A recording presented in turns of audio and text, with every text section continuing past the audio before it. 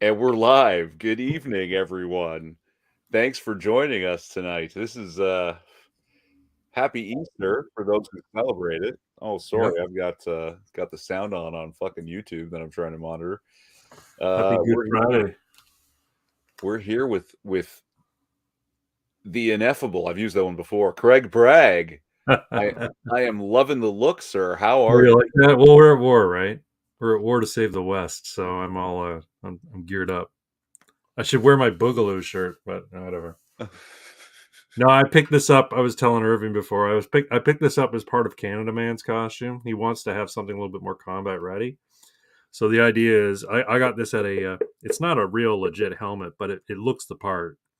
So I got this at a army surplus store. So the idea is, his new mask is going to be black with a white maple leaf on the forehead, with the stem coming down the nose. So this will be spray painted black with a white maple leaf on it. So kind of like, the way Captain America will wear a helmet on top of his, in his early uniform. This will be like a combat version of Canada Man's uniform. So, yeah. And is it say as quality as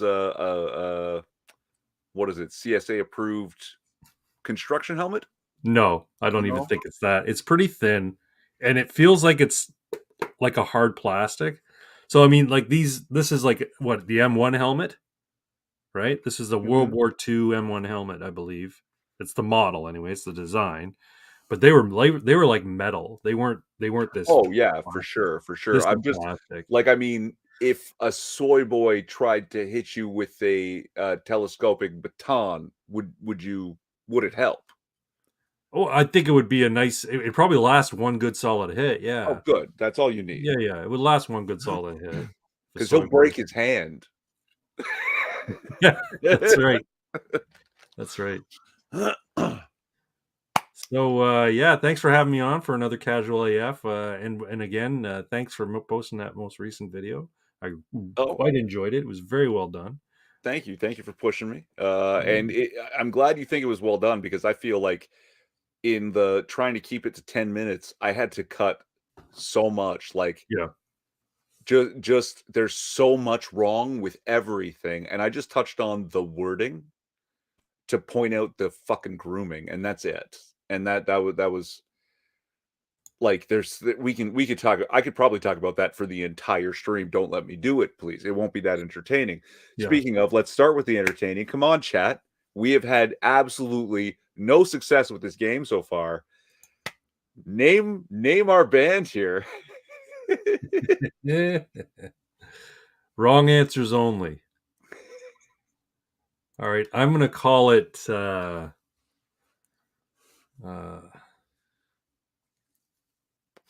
I gotta think about it. I had an idea, and then I thought, no, it doesn't quite fit.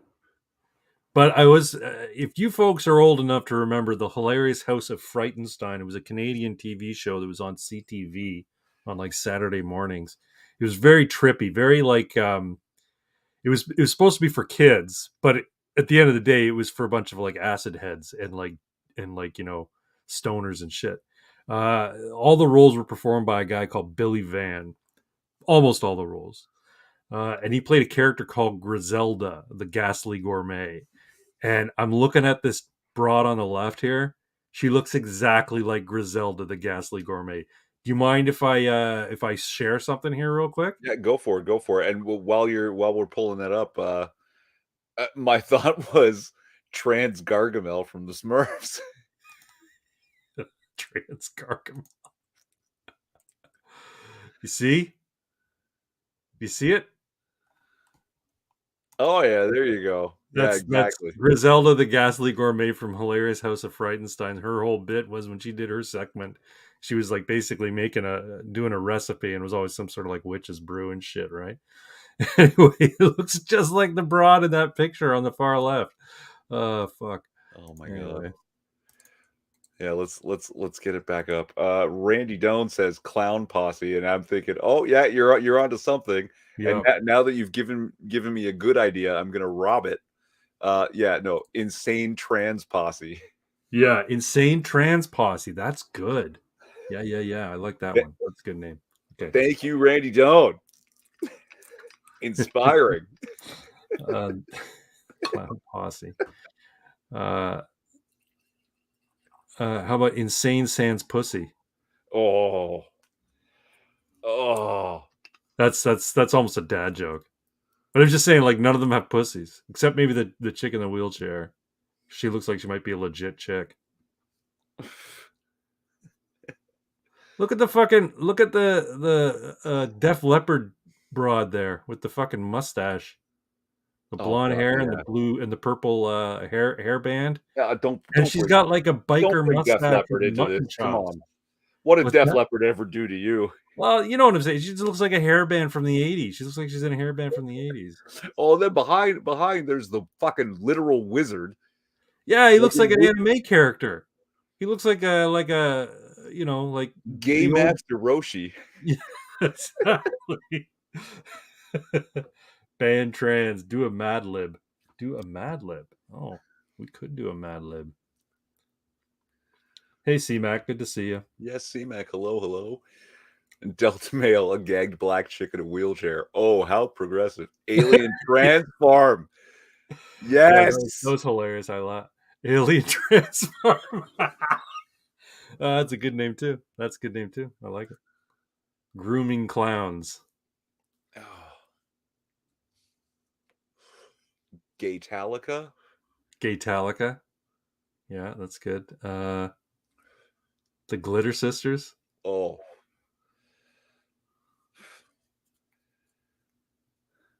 Someone fed us all acid while we weren't looking again. Yeah, that's about it. I feel like it sometimes. Sometimes I feel like I'm fucking tripping out. I'm tripping See, balls. so Is this is it actually a funny story. One time, uh, at band camp? no, a friend thought, and my friend's family thought that this uncle in the family had been brought into a cult, and that the cult was actually like dosing the drinks that they would pass around in their little spiritual ceremonies. Yeah. And so I was asked, because of my um proclivities, to go and see, because I would know if I had been dosed. Yeah. Yeah. I would be able to tell. Other people, it might, like, microdose might slip right under their nose and they wouldn't know, Right. but I know.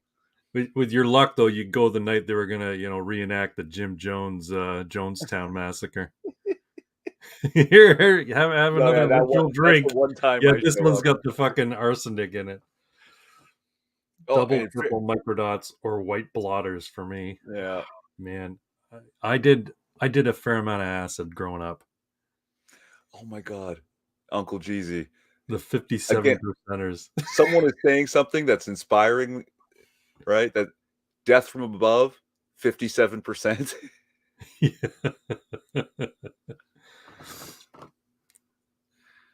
Wigwam says M. Memorino. M. Memorino. You got a lot of people in your chat here that I've never seen their names before. Yeah, yeah. Like Rana Hoagland, I don't know. Randy Doan, I don't know. Uncle GC, Rana I and know. Sumac, I Randy know. seem M. familiar, but it's been a Memorino. long time. Memorino, if I've seen you before, I'm sorry, I drink a lot. But welcome if you're new, and welcome back if we just haven't seen you in a while. Yeah. Irving's gone from non-existent on the YouTubes to prolific. He did a video yesterday, and he is doing a live stream tonight ahead of schedule. Would have been tomorrow, but life gets in the way, so we're doing it tonight, which is fine by me because it's a long weekend, baby. Yeah, and because it's a long weekend, it's not just me. Tonight, Craig's getting into the sauce too. Oh, that's right. I am drinking tonight as well This is because gonna be tomorrow's wild. Saturday. Sunday's when I have to, behave myself and be with family. And I guarantee you they're going to say, "So, Craig, what do you think about the Trump indictment?" Because they all know that I'm a Trump fan, right? Anyway, C-Mac says, "I'm new here." Yeah, okay, C-Mac. Been watching for years. I think that's GGG, he. Brazilian. Oh, maybe that's Brazilian for he. Hey. No, tonight I'm drinking. This is Crystal Head vodka, peach schnapps, and guava juice on ice. And yeah, I like fruity drinks. What can I say? Yeah, why not? I mean, it's not nearly as gay as drinking Bud Light. That's true. You got to share Pox Talks Toxic Takes. Yeah, I've We got. don't have that as a banner. I think it should be a universal banner amongst both our streams. Oh, I don't mind that. Yeah. I'm dying Yeah. from eating too many sugar cookies, says CMAC. Randy Doan says university students smoking joints. I got to come up with a name for these guys.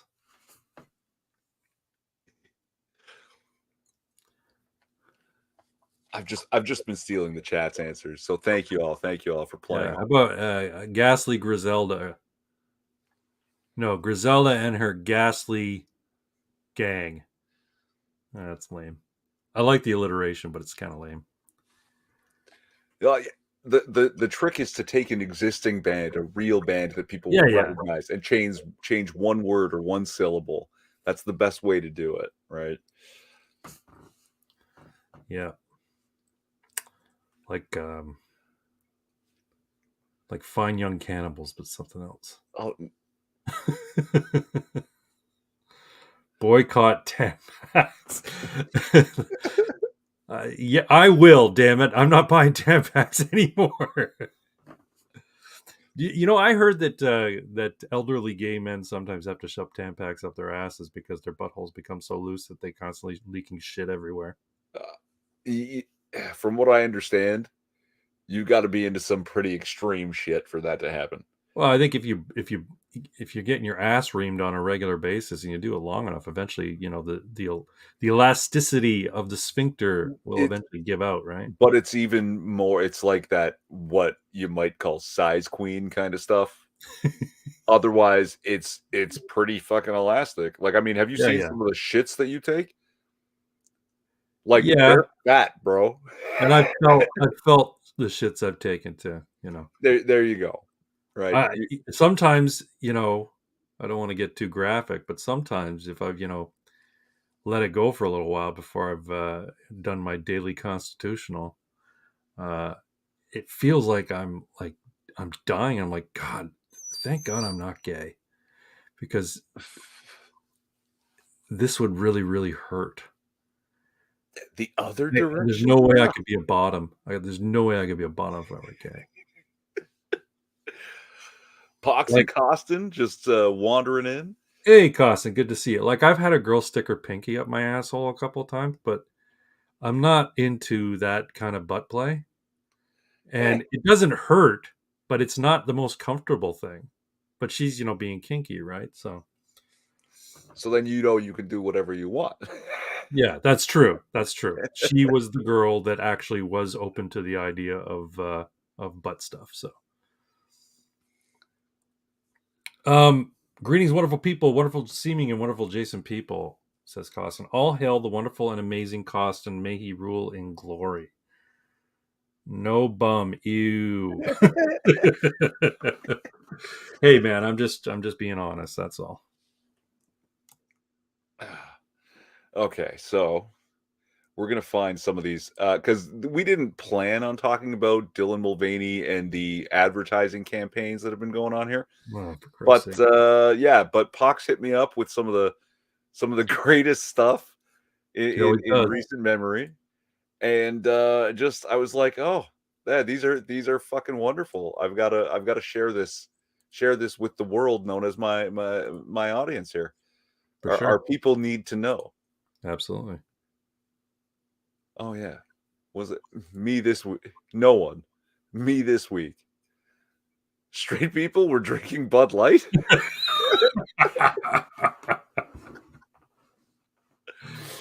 Yeah. Oh yeah, oh yeah, There was uh, another one too. oh yeah. There. There was the one with the cartoon and the guy in bed. I Yep, thought that was good. that's what I'm looking for. Uno momento, please. Uh, where the fuck did I put it now? I was in such a rush to save them, and I didn't properly organize them. Uh, and I can't remember what I titled them, which usually helps. I could pull it up from the chat if you want. Sure. Just make sure not to share the actual chat, No. just in case. I mean, C11 hasn't passed yet, No, true enough. but I'll bet they take retroactive action against people. More than likely. What the? Oh, and Oh, in the meantime, though, I will just go ahead and share this one because even Alex Jones is terribly upset with this. They turned the friggin' beers gay. they turned the. Yeah, that was good. I like that one. All right, let me share this one here.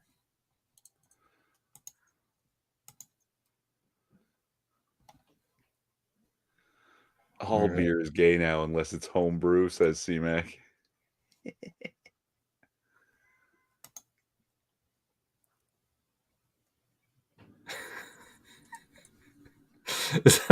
That's a Naruto character, isn't it? I'm not even sure how guys who drink Bud Light sleep.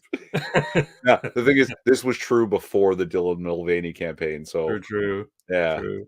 I don't know anybody who drinks Bud Light that is male. It is terrible beer. Like, it would be better if it was tasteless. Like, Costin says, I accuse Irving Twin or Craig Bragg of being straight. I'm super straight, thank you very much, with an asterisk, meaning I bone Blair White if the opportunity presented itself. super So, straight asterisk. I think being straight is a hate crime now. It will be yeah, before long it pretty will be. pretty soon. Yeah. We just want tolerance. Dot. Suck the dick, bigot. Suck the dick, bigot. That'll be law. I think I might go to jail for my meme. The meme that I made. Which one? Let's see if I'm not going to go and search for it because it's I don't know where it is. Basically, it's a picture. You know, asshole Steve, the asshole Steve character. Yeah, Okay, yeah. once you can picture this meme in your head. Okay, so it's a picture of what's her face? See, I've forgotten her name now because um, Elliot Page before when she was Ellen Ah, Page and it actually was pretty. She's like wearing like a dress at like some sort of like awards event or whatever, and it says, "Hi, I'm Ellen Page. I'm bi. No, wait, I'm a man and my name is Elliot." And that asshole Steve is right beside it saying, "Nice tits, faggot." scumbag, Steve. Scumbag Steve does it. He has That's nothing right. but That's right. Yeah, scumbag and the Steve. hat became Anyway, ubiquitous. You could just with put the fucking scumbag. hat that's sitting off kilter and he's wearing that goofy fucking jacket. And Yeah, you just put the hat on anyone, and and you they're make them the scumbag scumbag. Steve. Yeah. That's right. This is scumbag Craig's hat. There you go. Oh, I really miss those days when internet memes were that simple and clean and Oh, I pure. It know. was beautiful, man. I Like, know. and now everything's gotten so meta, even for someone who goes meta Yeah. like myself,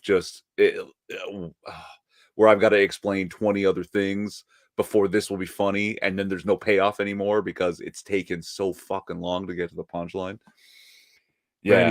Randy says straight white pride year. Oh my god, Randy, yes. Someone make the flag right now. Oh, the flags exist. They're illegal in most of the Western world. Really? Show me the straight white pride flag. I need to see it. Oh, you know the flag. Oh, the bad guys from WW2 flag? There you go. Oh, okay. Oh, did you see the moon tonight? I'm just looking out my window here. It's like a full moon or damn near full moon. How does this thing go up? I can't remember. That doesn't matter. It's like a full moon, but it's like a yellowy red almost. Oh, cool. Yeah, it must mean something. Call me silly, but liking another man's dick in your ass doesn't warrant a flag in a month-long celebration. Agreed. And you know what? Every once in a while, I think of that Pete Buttigieg thing where someone had said that they support Pete Buttigieg because he's gay. And someone else says, yeah, it's high time we had a president who sucks cock and fucks ass and gets fucked in his ass and eats cum. Because that's basically what you're saying. Yeah. And like, Yeah, because they're so marginalized now, right? The straight or the gays. oh, yeah. You know, every once a year for an entire month, every fucking company in the world changes their logo on social media to be a rainbow. The good old windmill flag. Yeah, the old windmill flag. I like how the new pride flag, if you put four of them perpendicular to one another, it makes a Yep, Nazi flag. yep. It's beautiful. It's beautiful. It's like I'm wondering if there was some troll who did it on purpose, knowing full well that someone would eventually catch on. I have no doubt. And it's a No joke and doubt. they fell for it, like the "It's okay to be white" posters. It's And like everything's a psyop, man. is Everything's a this psyop. is this Pox with another account? Tyrone Watermelon deterred. It might be. I don't know. Oh, man. Because yeah, there's that's again another deep internet meme that takes too long to explain. Ah, yes, swastikas. Yes, the Buddhist and Hindu symbols of peace That's and right. enlightenment. Yes, That's right. yeah. Yeah. Yeah. Swastika, Mhm. Ontario. Still a town, still exists. Oh. And when they said you should change your name, they say, no, fuck you. This town's been called Swastika since before the Second World War. We're not fucking changing it. Ah, no reason at all. No reason at all. Yeah, that was the thing. So Pox, I mentioned that in my video. Pox was saying, how have you two not murdered anybody yet? Oh, uh, you know what? Because I haven't been directly physically attacked. there you Like, go. Well, I'm that's a not little murder bit then. no, I If mean, you were even to kill then, somebody like, after being attacked, that would be self-defense. In a ah, normal, sane world, in Canada, it wouldn't be. It would be considered murder. no, but I mean, yeah, like, in Canada, it might. Like, okay, let's actually get into some kind of topic. It actually had to do with, the thumbnail, right? What that thumbnail was about is the NDP, putting forward a bill to ban protesting at drag shows nationwide, regardless of where the drag show is taking place. Right now, it, so yeah, like in a school, right? You can't protest it. They have to have a safe distance from to for the poor trans and drag community, right? Feeling, but no one thinks that the children should have a safe distance from the trans and drag community, right? Because this Right. is this is just fucking again psychotic, like It's clown absolute world. lunatics. It's clown world, man. It's fucking clown world. Like, and like, what does protest and hate speech mean? Like, if you go there and hold a sign that says some things are just inappropriate for children, does that fucking count? Yes. Because I imagine it would, because it all sounds so very unclear to me and Mm-hmm. obviously biased. Uh,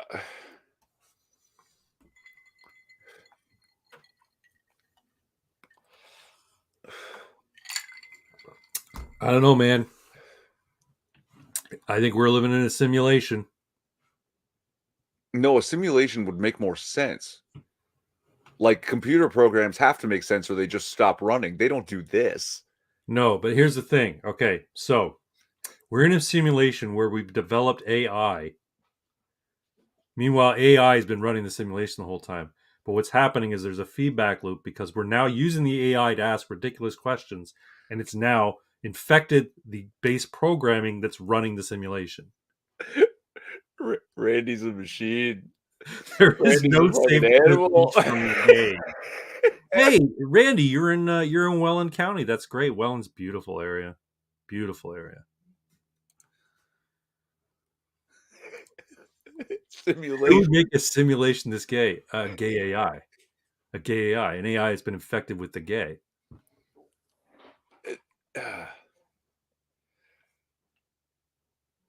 Illegal to protest, and the precedent was set Well, yeah.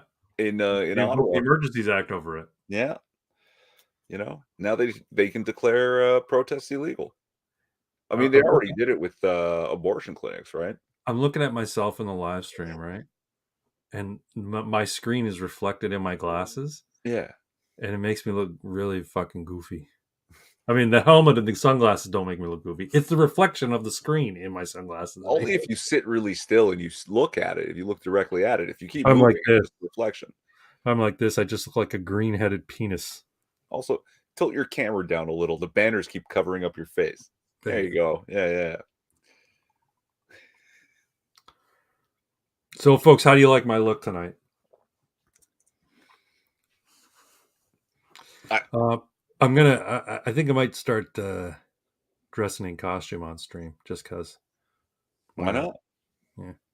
I mean, like I said, this would only suit you better if you still had the handlebar mustache and perhaps, yeah, chewed up old cigar. Yeah, I was thinking. Yeah, I could have a fucking cigar in my mouth because I'm sorry. I could Have hold to the stop. vape like a cigar, Oh, but it's still gay.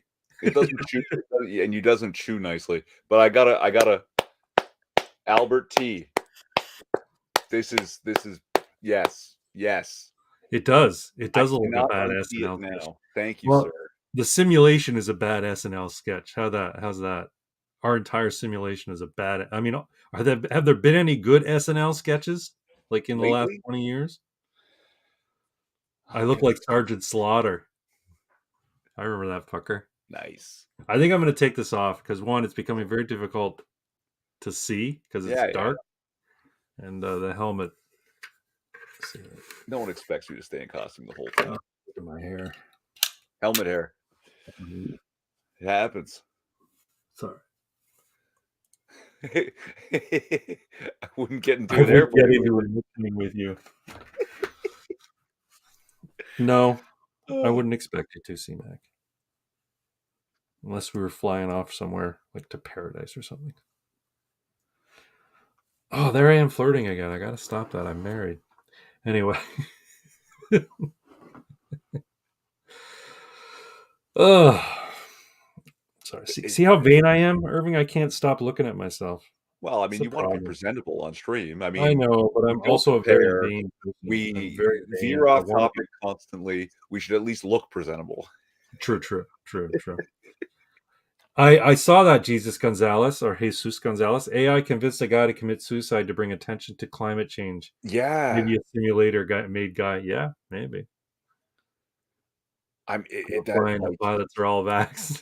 the thing is, from what I understand right now, the AI isn't actually AI. It's just a speech guessulator. It's not even a proper emulator. It's Right. mathematically guessing its speech. So it's being fed that information by the guy. Yeah. So what that means is the guy convinced himself with a mirror Yeah. to kill himself for climate change. That's Yeah. really what's Essentially. fucked up about that. Yeah, I've been hearing bits. I want to say learning about AI. No, I haven't. I've got absolutely no tech knowledge, but I've been hearing about AI and how the AIs work, at least in layman's terms. Uh, oh yeah, no flying. The pilots are all vaxxed. No, That's I right. know. I have a pilot friend who is unvaxxed and working. Good for him. So yeah, he fought hard, man. He fought hard. He almost lost his house working with me in shipping because at the time he wasn't allowed to fly and he just refused to take it. You know, it was we're gonna have to run away by boat instead. God, I'm trying to convince the wife that when we retire, like, because I'm semi close to retirement. I'm in my 50s, and I'm like, we should, I want to. Like, she wants to, like, well, she doesn't really have a plan, and I keep trying to say maybe we should move here when we retire for at least half the year or whatever. And I've been looking at liveaboard boats. I'm like, or we should get a yacht. We sell our house and we live on a sizable yacht with a couple of staterooms, and just stay on the water, like, and just come ashore for essentials and shit like that. And she had a good response. She's like, well, it'd be tough to have a dog on a boat. I'm like, you get a big enough boat, the dog's not going to fucking care. It's not going to know any different. And get a fucking like Newfoundland or any kind of water terrier. True. Yeah. Yeah, they don't need to run; they just swim. Yeah. True enough. They'll swim for fucking days if you let them. Mhm. Yeah, actually, got to be careful about it because they'll swim to exhaustion and That's drown. right. And then Yeah, they'll drown. Yeah. It's true. uh, but yeah, no. Fun thing about before we get too far from it, the AI, because this is something neat that I learned the other day about like there's been some complaints about AI art and how basically the AI is stealing from different artists and such, and it yeah, like because you can tell it like make this kind of image in the style of Frank Frazetta, Right. right? And it'll do it, Yeah. right? So isn't it just stealing Frank Frazetta's art? And I No, actually learned why that's completely not true and no, it's how it all imitating. works. It's imitation. It's even deeper than imitation. It's recreation, and it Yeah. really is creation because what you can do is you can give it like um, a Frank Frazetta picture of he loves his half naked warrior girls, right? Yeah. And you can tell the AI, okay, save this image as half naked big titty warrior, and now reduce the quality of this image by 0.1% over and over again, taking a snapshot every time until you're left with nothing but white noise. Right. And then say, save that process as big titty warrior algorithm. Now you give it a random image of white noise and say, run big titty warrior algorithm in reverse on this random bit of white noise. And it will end up recreating an entirely new piece in the same style. Oh, interesting. Yeah, it was a pretty neat process, right? So I just See, wanted to share I that. think the reason people are bitching about AI art is basically the same argument that blacksmiths were making when the automobile was invented. They're losing their Mhm. fucking livelihoods because thanks to technology, right? Blacksmiths can't shoe horses anymore because nobody's fucking riding horses anymore. So they lose their livelihood because everybody's driving cars. Same thing goes with AI artists, right? So No, I mean technology is going to make other technology obsolete, right? sure, yeah, Like it's got to happen. It's right, unfortunate that some people are going to suffer more than others, right? But I mean, like, the journalists started telling fucking coal miners to learn to code, and now we're telling the journalists learn to code, yeah. There you go. Well, no, right? because AI can code better than you can. So because I went to coffee with a couple of friends, and this guy was getting really big into Chat GPT, and he's like, you can get Chat GPT to make you a D&D monster like on the fly. Just say, make me a D&D monster, challenge rating 5. Make it undead, and then boom, it just spits something out, and it's completely unique, right? I mean, it's probably pulling from a lot of different sources, but it knows what you want, and it creates it with all the rules, all the hit dice, everything, right? Oh yeah. And I said, okay, and I've been saying this for a while. We're going to get to a point where they're going to make a game system, like a game vehicle, let's say, where you will Talking load about the this. game into your computer, download it, whatever, and you'll say to the game, I want to play a first person shooter set in a far distant future with ship to ship combat, um, battle robots, and blah, blah, blah, blah, blah. Give it all the things you want, and it'll create that game for you. And you'll just start playing the game that you asked for. And And then you and can he said, tweak it as you go. you could kind of do that already. You just say, design me a game in Unreal Engine 5. You could say this to ChatGPT right now. Yeah, yeah. Design me a game in Unreal Engine 5 that's an action RPG set in a world filled with mushroom people, right? And it'll design you like a quick synopsis. Okay, now write the code for it. And it'll write the fucking Unreal Engine code for it.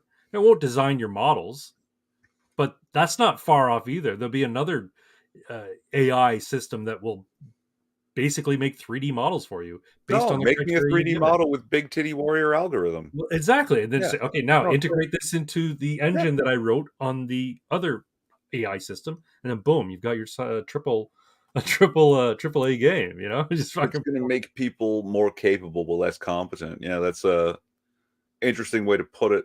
yeah, Um, but see, okay, so I saw this weird comic where somebody they were talking about, oh, the AI is getting so good that it's actually like writing code, and you'll be able to just like describe what you want, like you're saying, and it'll write the code for it.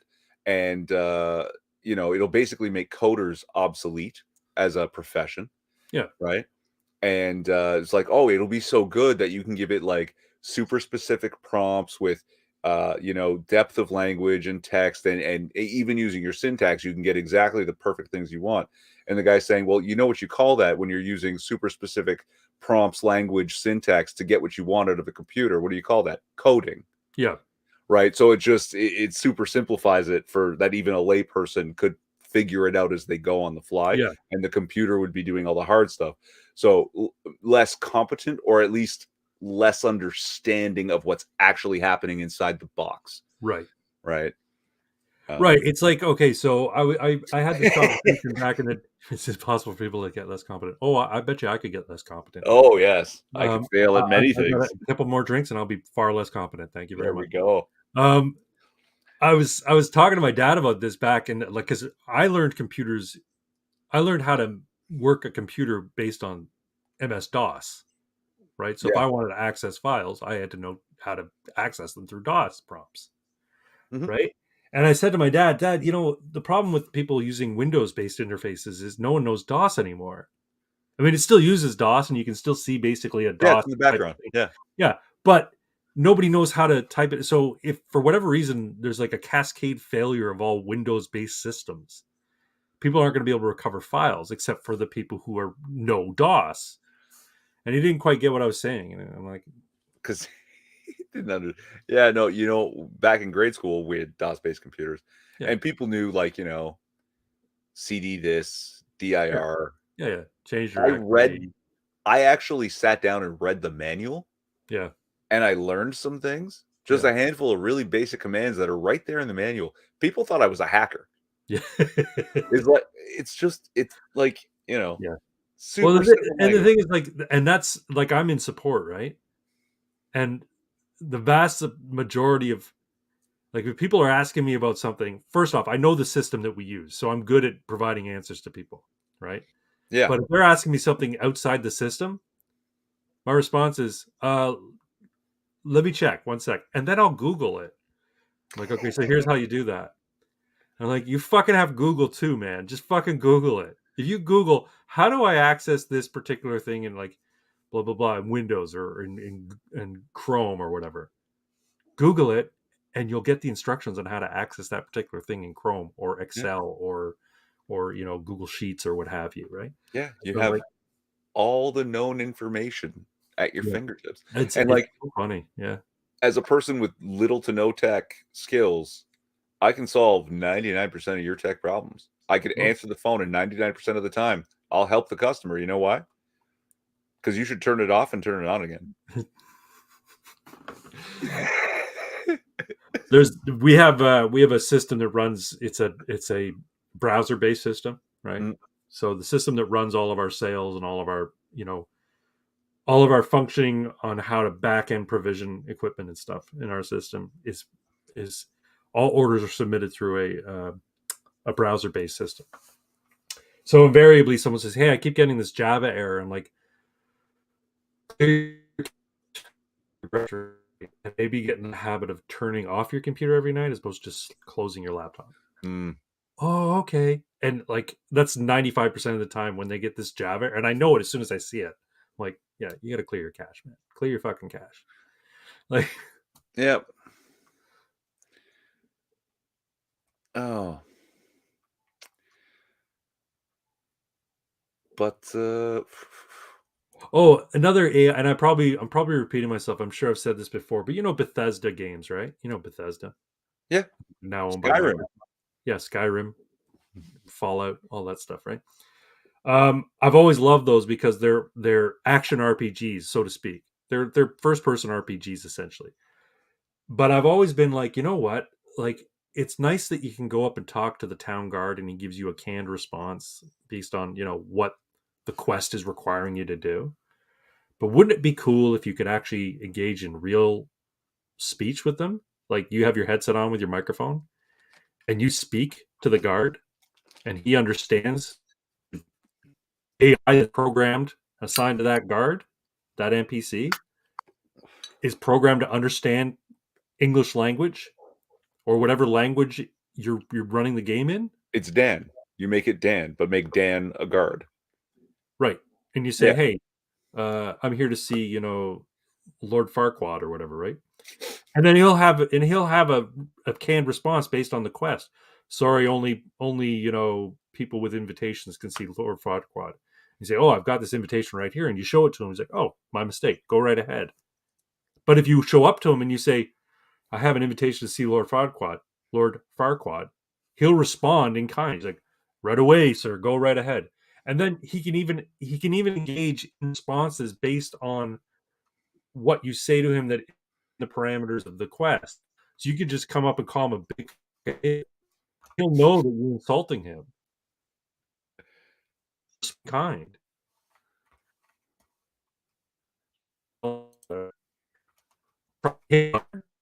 Respond in kind. She might say, "Oh, I'm sorry, I'm married," or whatever, right? That's how AI is going to run games going in the future. It's probably going to happen sooner than we think. I expect it's going to be happening very shortly.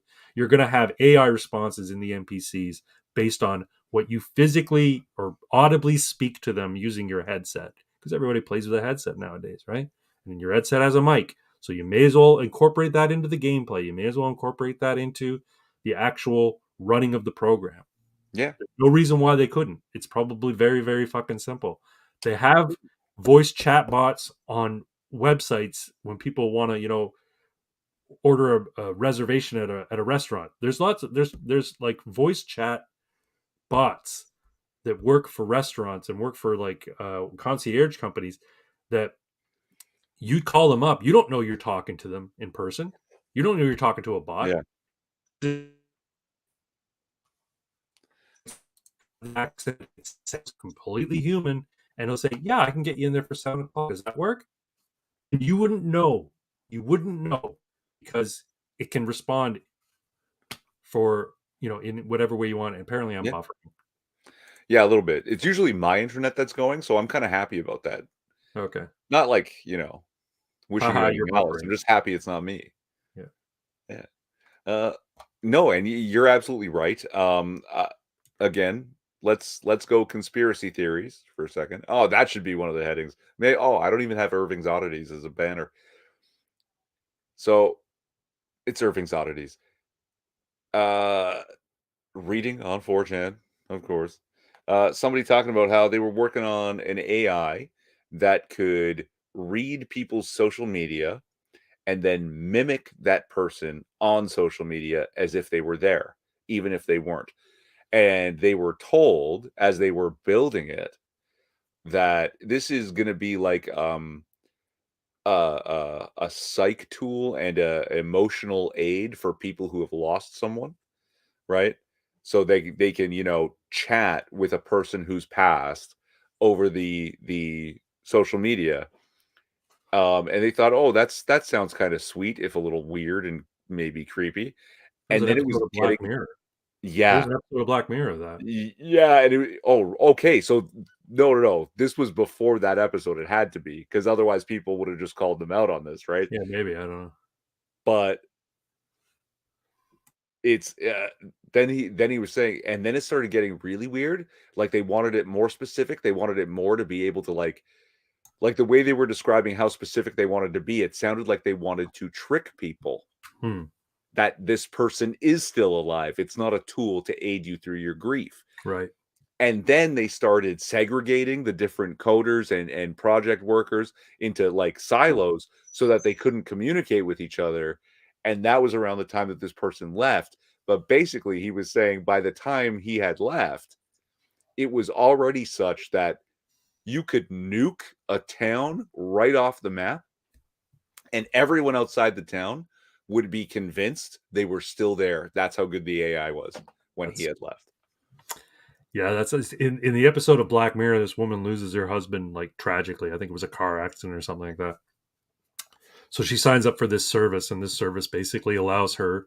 It did exactly that. It found all his social media posts, everything online about him, and it recreated him as an AI bot that she could chat with, and it would respond in kind.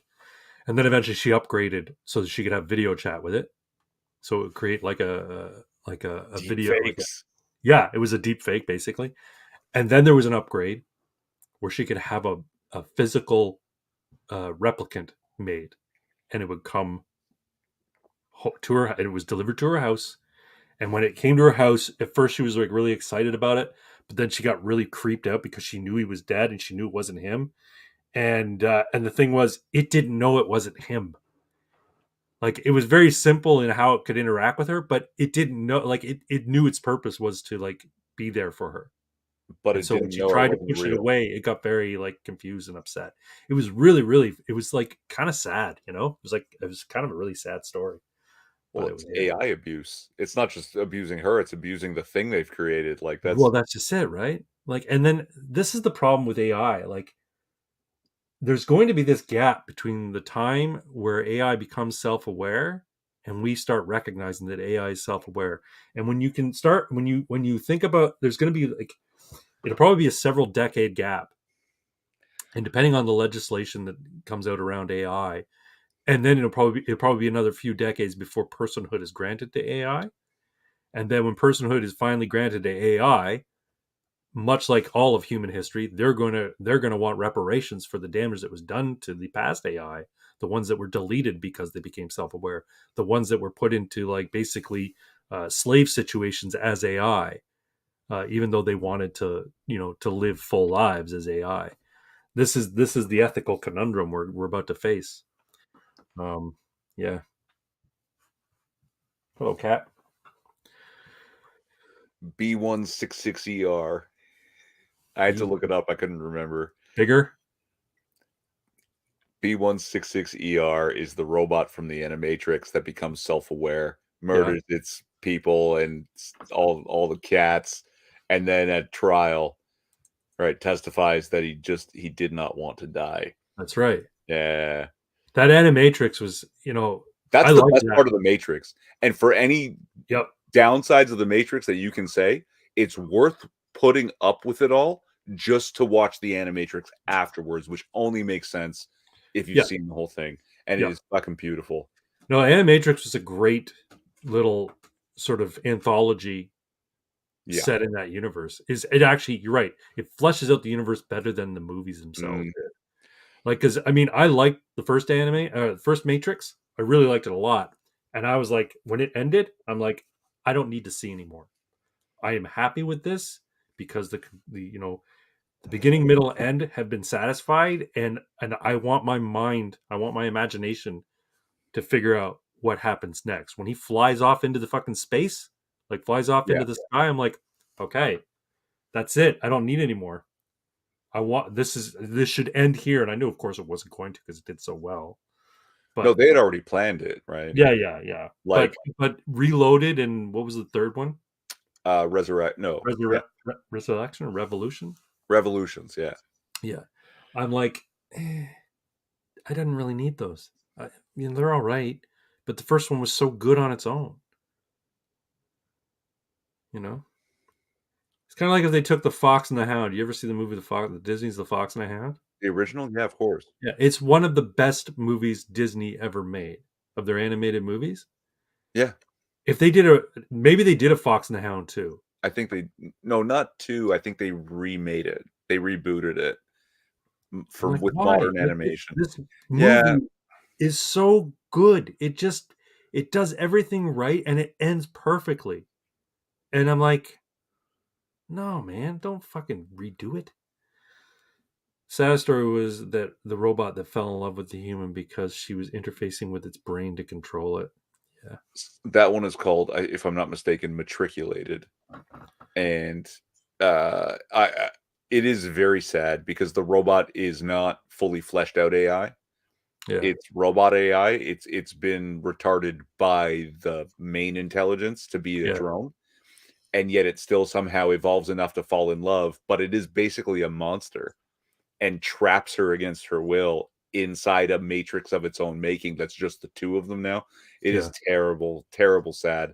But I don't think that's the saddest one. The saddest one, I can't remember the name of it, is the kids in Japan that find that glitch in the matrix and things are weird, where like they can throw the bottle on the ground and it smashes and then it stops midair and rolls backwards and goes back together. And they're trying to catch it. And they're playing games with all these glitches in the Matrix. And the Matrix finds out about that spot and bulldozes the place and recodes it to be a flat fucking parking lot. And no magic happens there ever again. And Yeah. all the children are just trying to make it happen and they can't. And that, I think, for me, is the saddest one. Yeah. I'm just reminded of a lot of the Black Mirror episodes that to me were like, wow, that's really fucking dark, man. Like, so there's the woman who, her life is really busy, so she goes and has her consciousness put into a little like diode kind of thing, and it basically recreates her consciousness as an AI that will do everything that she doesn't want to do, like make her fucking toast in the morning and stuff like that. But there's a specialist that has to convince the AI that it's not her. And so it basically tortures the AI until it comes to conclusion that, oh, I'm not who I think I am. I'm a chunk of who I was, or I'm a chunk of the person that I'm supposed to work for. It was really disturbing too. It was very fucking disturbing. It actually sounds like the far less fun version of Michael Keaton's Multiplicity, Yeah, yeah, yeah. which I love that movie. I fucking love it so much I remember because that. the clones of clones of clones get dumber and dumber and dumber, right? And poor Andy McDowell is getting plowed by like 5 Michael Keatons, one of which is absolutely retarded. Yeah, because he's a copy of a copy. Yeah, he's all pissed off, like, "Everybody who's sleeping with my wife," and the retard one's wearing goggles and a snorkel is like, "She touched my peppy, Steve." Yeah, he calls everybody Steve, even though his name's Yeah. not fucking Steve. Yeah, yeah. That movie, it's funny. Michael Keaton is actually underrated. You know, did you ever Very see much. Birdman or the whatever? Yes. I love Birdman. Yeah. I thought Yeah. it was one of the best movies he's ever done. I haven't seen it Hawk in was years. talking about the overbearing mom with the AV chip in her kid's head was one of the better blood. Yeah, it was. It was just trying to protect her kid. She basically puts her in a virtual bubble, and yeah, and then her kid like rebels, and she starts watching her kid having sex as a teenager, and her Oh mom god. loses her mind. Yeah. So, yeah, which season is this? Because 'Cause I'm pretty sure I only watched the 1st season, and it was Oh, so you gotta watch the disturbing, other. some I of think them. there's three. I think that was the second season. Yeah, because I can't I most of them, I'm really not comfortable watching alone just in case. Because a couple of them really scared the fucking crap out of me. Like, they were really, really creepy. Yeah. And not the Well, ones that other people find creepy, I don't know why. Like, some of them I'm just like, "Yeah, okay, that's fine." And it was like, "No, it was so terrible." Eh. The one And that then the really one where I'm bothered like, me, the one that really bothered me was the woman who, um,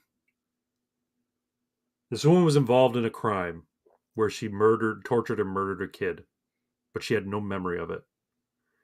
And so her punishment was that she would be plopped in the scene of the murder and be pursued by people and hounded and basically mentally, psychologically abused. And at the end of it, it would be revealed that, this was your punishment for the evil fucking things you did. And she's like, I don't remember doing it. Like, what do you like? You're punishing me for something I don't even recall doing. And it brought into like it brought into focus sort of this very sort of weird ethical conundrum. Okay. So somebody, like, I'm not saying that a person who commits a vile crime should be let off if they can't recall it. But what happens if you are involved in something terrible? You did something terrible, and as part of and during your sentence, you suffer a brain injury, and then you have absolutely no recollection of the terrible thing you did, and people are just they're just trying to convince you of the terrible thing you did. Ultimately, you have no proof that you didn't do it, but in your deepest part of your soul, you can't possibly regret doing it because you don't remember doing it at right. all. Does it make sense then to continue to punish you? Uh, And at some point, for the sake of the public, you're like, yeah, because they still committed the crime, whether they remember it or not. But at that point, it ceases to be about punishment, and then it starts to be sort of torture. It's retribution for the people, as opposed to, punishment for your crimes to atone or amend, or Well, amend for your crimes. You're now just being tortured for the sake, and this is what it ended up being for this woman. They were basically torturing her for the gratuitous enjoyment of other people who felt they had a moral justification to spew that hate at her, right? that's why I'm against the death penalty. Agreed. I'm Yeah. against death penalty as well. Yeah, but I mean, that's why we have those, lighter prisons and hospitals for the people and stuff like. Yeah. And yeah, that's one of the few things that I'm totally okay with socializing, right? Like private prisons and private hospitals for that kind of thing. No, no, no, no, no. This has to be a burden of society. It has to cost us dearly to maintain order, right? We have to the same way it costs us dearly to maintain freedom, right? Right. You can't it, it's our problem that like it really is. Guy two doors down from me doesn't want to get a job and pay for food. Yeah. Well, I don't have to fucking feed him, right? But guy next door for me, two doors down, gets murdered by the guy three doors down. Well, you know what? That is my problem. That's also the other neighbor's problem. Right. We can't just banish him somewhere else and make him somebody else's problem because he's Right. already their problem. Yeah. We gotta. I'm okay with socializing that shit. Yeah. No, I think justice belongs in the hands of elected officials. Like people, like of the community in that sense, right? We decide collectively that there's going to be a segment of the community that handles justice and handles punishment of criminals and that sort of thing. I don't think that should be farmed out for private. Absolutely not, because then it becomes an incentive to lock people up. Yeah. This Yeah. was a problem with a youth judge. Oh, it's happening. It's still happening. Like, don't. It's Yeah. not finished. That was No, one I remember a one prison story complex. of Yeah. a youth judge. I want to say it was in Alabama or Arkansas or something like that. And basically, he was locking young people up when there was the scantest of evidence because he was getting a kickback from the juvenile reform company that was handling all their incarcerations. They were getting money from the government, and he was getting a kickback from them for every prisoner that he sent their way. And so he was basically sending people, either they were first offenders for something that was a misdemeanor, they were being sentenced to prison or juvenile detention for like egregious amounts of time. And then in a lot of Mm. cases, So they were sending people there who they just picked up. They didn't have any evidence on them, but they said, you know what, we're gonna pick him up. Yeah, he stole a bike. Yeah, we think we stole a bike. We don't know, but anyway, Twitter lock him up. community notes.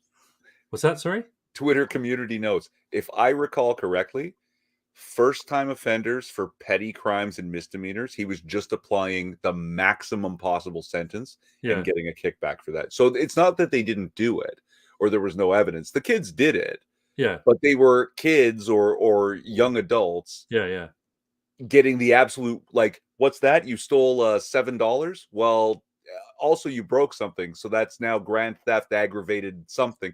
yeah, Five yeah. years, Destruction of 18 years private old. property. Yeah, yeah, Yeah.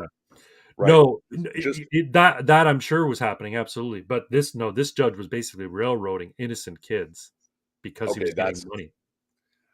that. Yeah. Yeah, like I don't even know how you begin to do that. Now, Albert, what about a psycho killer, someone we'd never let out of jail? Isn't it more diabolical to lock him up forever? Maybe you could say, but I mean, the punishment also fits the crime. He took a life, and now we're taking your life, but still have to live it. And Yeah. that is real punishment. To just kill him, he suffers nothing. Right. And also, he murdered a person. This is my stance on this. We have you bound, convicted, and in a cell. To kill you now is just murder. Yeah. And if we're going to take a moral high ground against murder, we can't go ahead and just murder somebody that we have with, you know, tied their hands behind their back.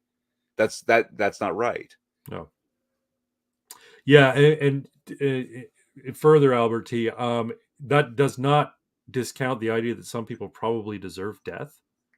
There's plenty of people, but But can you give it to but the I don't people? want the government being able to decide who lives and who dies in that sense, and I don't want to be given the power to decide life or death. Also, if you're going to say that capital punishment or the death penalty is a moral good, you have to then concede that it is a moral good that some innocent people will be put to death in order to maintain that system, because you know for a fact that there will be people convicted who are innocent and they will be put to death. There's just no way to get it. There's just statistically, there's no way to get around it. So if you're okay with innocent people being put to death, then you could say, yeah, I believe it's moral for innocent people to be put to death. Well, then I question your moral compass. But It's a pretty hard argument to make. Like it's okay to murder one innocent person in 1,000 guilty. I also think that, yeah, that's. But here's the other thing: you murdered someone, but we want you to suffer and be a drain on the system. So that's actually not correct financially, in particular, because it costs a certain amount of money to house a prisoner every year, and to just kill them, you think that the cost is gone. But the thing is, if you are sentenced to death, you get almost infinite appeals in terms of retrying, and the retrying costs a whole lot more year after year after year than just housing you till you die. So where it could be, what is it, like 30 odd thousand, it's probably a lot more than that now, 35 to $40,000 a year just to keep you alive in a prison for the next 50, which is what, $2 million? In 10 years, you could blow $2 million on trials with all your appeals, right? Motion after motion being filed to just keep pushing it back and push it back. It takes forever. Yeah, millions of dollars will be spent on a person who is on death row long before they ever get. It's actually a lot cheaper to just lock them away till they die of old age. I'll play devil's advocate there, though. I'll respond on Pox's behalf. Well, if you just took away their right to appeal, then you could do away with that. But then that then puts the justice That, system in a bad situation, because imagine you were innocently convicted. Imagine you're an innocent person and exactly. you're Now convicted. I'm gonna devil's advocate on your behalf. Okay, go ahead. The reason you can't take away that right to appeal is exactly the thing you were arguing, that an innocent person could have been wrongly convicted. So they have to have every opportunity, literally every opportunity while they are alive, to fight on their own behalf. Right. So you can't say you're not allowed to defend yourself anymore. That's because of that huge risk of taking the life of an innocent person. Yeah. No, I agree. Irving and I are on the same page with regards to capital punishment. I don't think I don't. I think taking the life of somebody who is not an immediate threat to you is morally wrong. That's all there is to it. And then once you've arrested them and incarcerated them, like you said, they're no longer a threat to you. So I'm getting. Oh no, yeah, Albert. I hope any of our passion here wasn't felt as vitriolic towards you in any way. We are just very strongly opinionated on basically anything that comes out across our path. So yeah, no. You're cool. Yeah, he was talking to Michael Myers type. Okay, well in that case, Michael Myers is a supernatural entity because the guy can't fucking die. Yeah. So yeah, you could execute him, but he'll just come back. So no, the only thing to do with Michael Myers is to lock him up. Like you can't kill him because he just keeps fucking coming back. No, I agree though. Like guys, like people always say, well, "What about Paul Bernardo? What about Paul Bernardo? He's still a human being." Well, no. What about Paul Bernardo? That sorted itself out. Don't Yeah, that's worry. true. But you know what I'm saying? Like people bring up No, the but that's worst what I killer mean. in Canadian history, as they say, right? The worst person in Canadian history, and I don't even know if I agree with that. I think Well, Justin Trudeau is worse than him. But did I just say that out loud? Yes, Justin hey, Trudeau Justin is Trudeau may worse well than have Paul violated more Bernardo. girls. Yeah, Justin Trudeau is worse than Paul Bernardo. If he could have gotten away with murdering those girls he fucking finger banged, I'm sure he would. No, like, see, but a decade worth of appeals, a decade, that could be 2 or 3 appeals, which is actually what you're already allowed, is 2 or 3. Like, there's higher courts that you can go to, right? Because the way that things work, we've already locked you up. Someone puts an emotion for some other thing, and we'll handle it 3 months from now.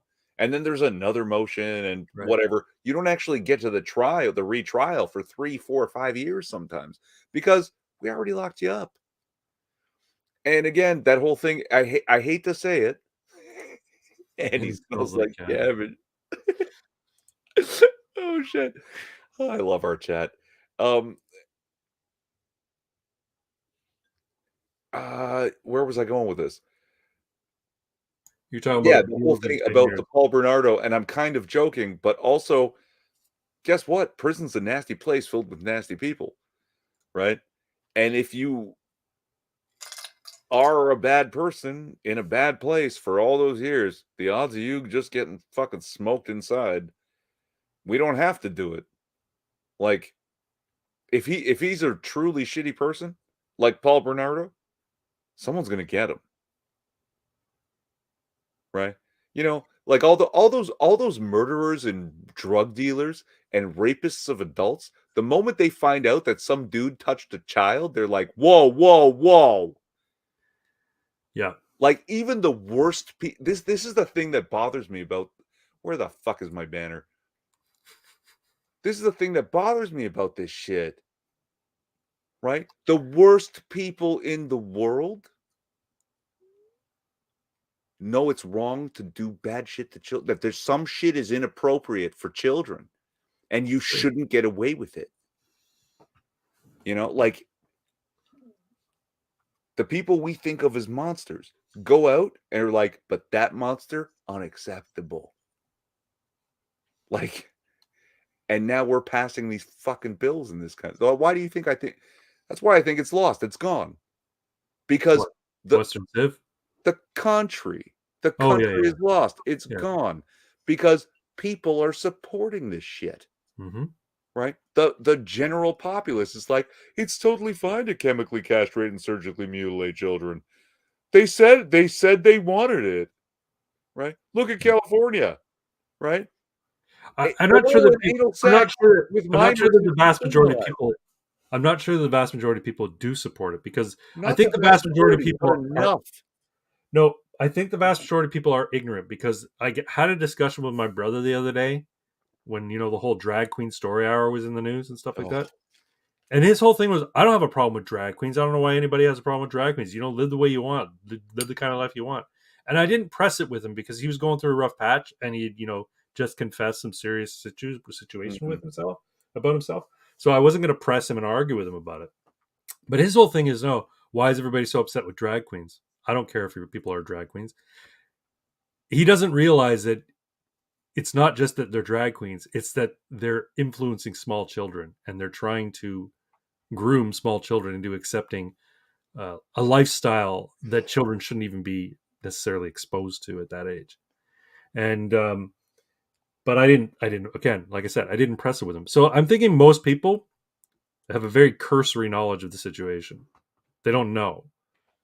But the fact that the law that you mentioned in your video received a unanimous consent is what drives me buggy. Yeah, that's Now, and I meant to ask you this: was this at the federal level or was this in a province? What is this? no. It's Pierre Poilievre and Michelle Rempel and all of the federal MPs, every single one of them. God damn. It is so like, yeah, yeah, I don't get it. Like, why is it that our conservative party can't be conservative? because Like, then they seriously, think like they be can't win. if Like, you're gonna I don't if know. you're gonna be called the Conservative Party of Canada, be a conservative for Christ's sakes. They're already gonna vilify you. They're gonna call you every fucking awful name in the book. You may as well wear it like a fucking badge and be conservative. Want to hear a story, kid? Hello, FBI. Want to hear a story, kid? Yes, Queen Slay. Yeah, that's it. That's it.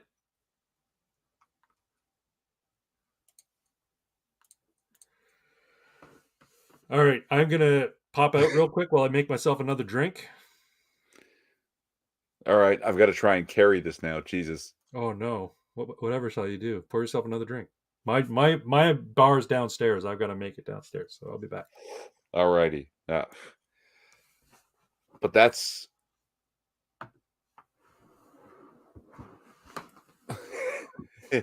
white women were a mistake. It's that's my favorite joke. You look at the major historical points of Canada over history, year over year. You watch every timeline that you can from every historical source. 1928, women given the right to vote in Canada. 1929, the Great Depression begins. it's it's not women, it's impressionable people, right? That we let too many people become not weak physically, and we do that too, but that's not the problem. The problem is they become weak-minded. They become so malleable, uh, and told over and over again that, like, love and acceptance is the only thing that matters, and it's like, you can't loving is meaningless without the ability to protect the things you love, right? Without the knowledge of there might be something out there that threatens it, because ubiquitous love is not the way of the universe. The universe is cold and indifferent at best, and sometimes it's fucking nasty and out to get you. And if you don't accept that, how do you take care of the things you do love? If you're not aware of it, how can you ever make yourself capable of taking care of those things? Eh, it, you know, that's why I'm so adamant about the death penalty, Pox. uh, that yeah, what we love is justice and not vengeance, and to take life when as a punishment for taking life, we're just being the monster we're condemning, and that's I just I it's no one's so far presented me a convincing argument. It's not that I can't be convinced, is that it hasn't happened. Right. Self-defense, of course. If that's the only thing you can do to save a life or save your own life, shit happens. But once you've subdued a person to you're just murdering them. Like execution is just a fancy word for state approved murder.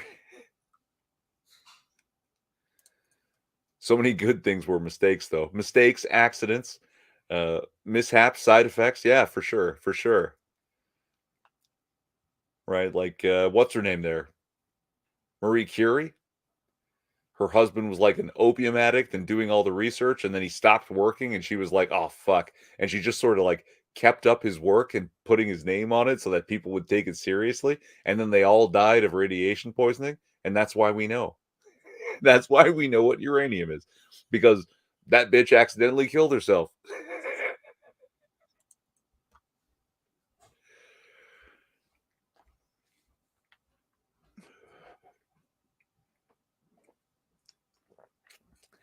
Yeah, read up on Florence Nightingale. That bitch was hardcore. She loved soldiers, medicine, and hated women.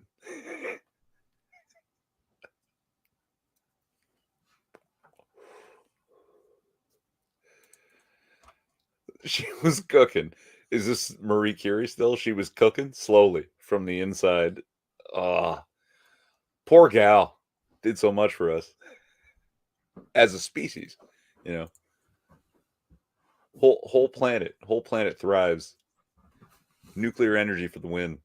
Bragg, hurry up! I can't do this forever. I. I'm back. I love that hat, sir. Like that? A cowboy hat. We've just been making fun of women, dealing backhanded compliments across history. Oh, women are the fucking worst. Trust me, I know. I married one. No, my wife's wonderful.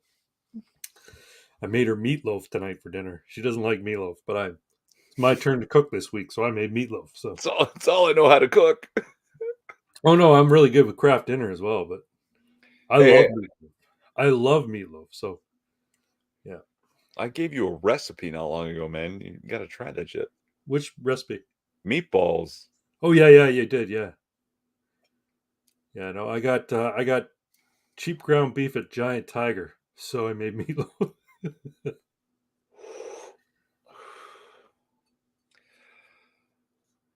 Ah, so where were we?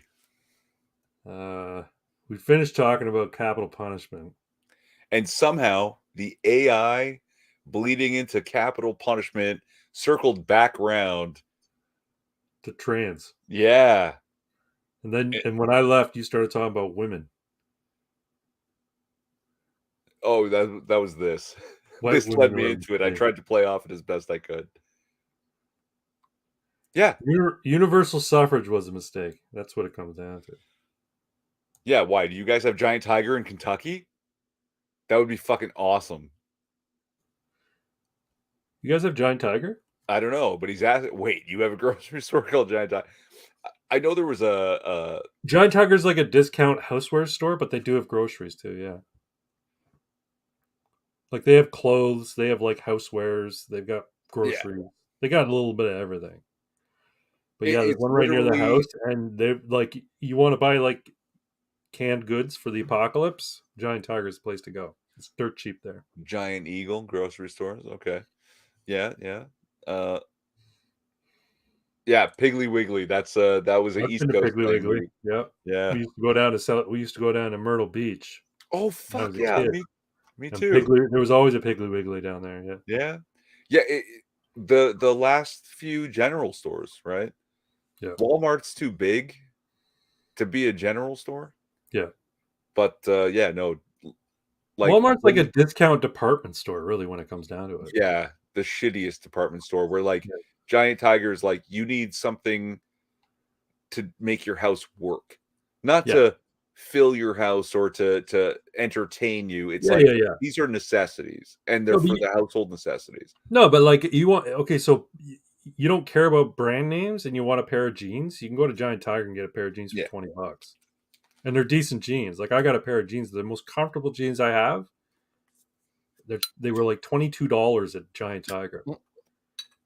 You can buy like just basic colored t-shirts, poly cotton blend. You can get them for like, three for like $12. It's like dirt cheap. But yeah. Um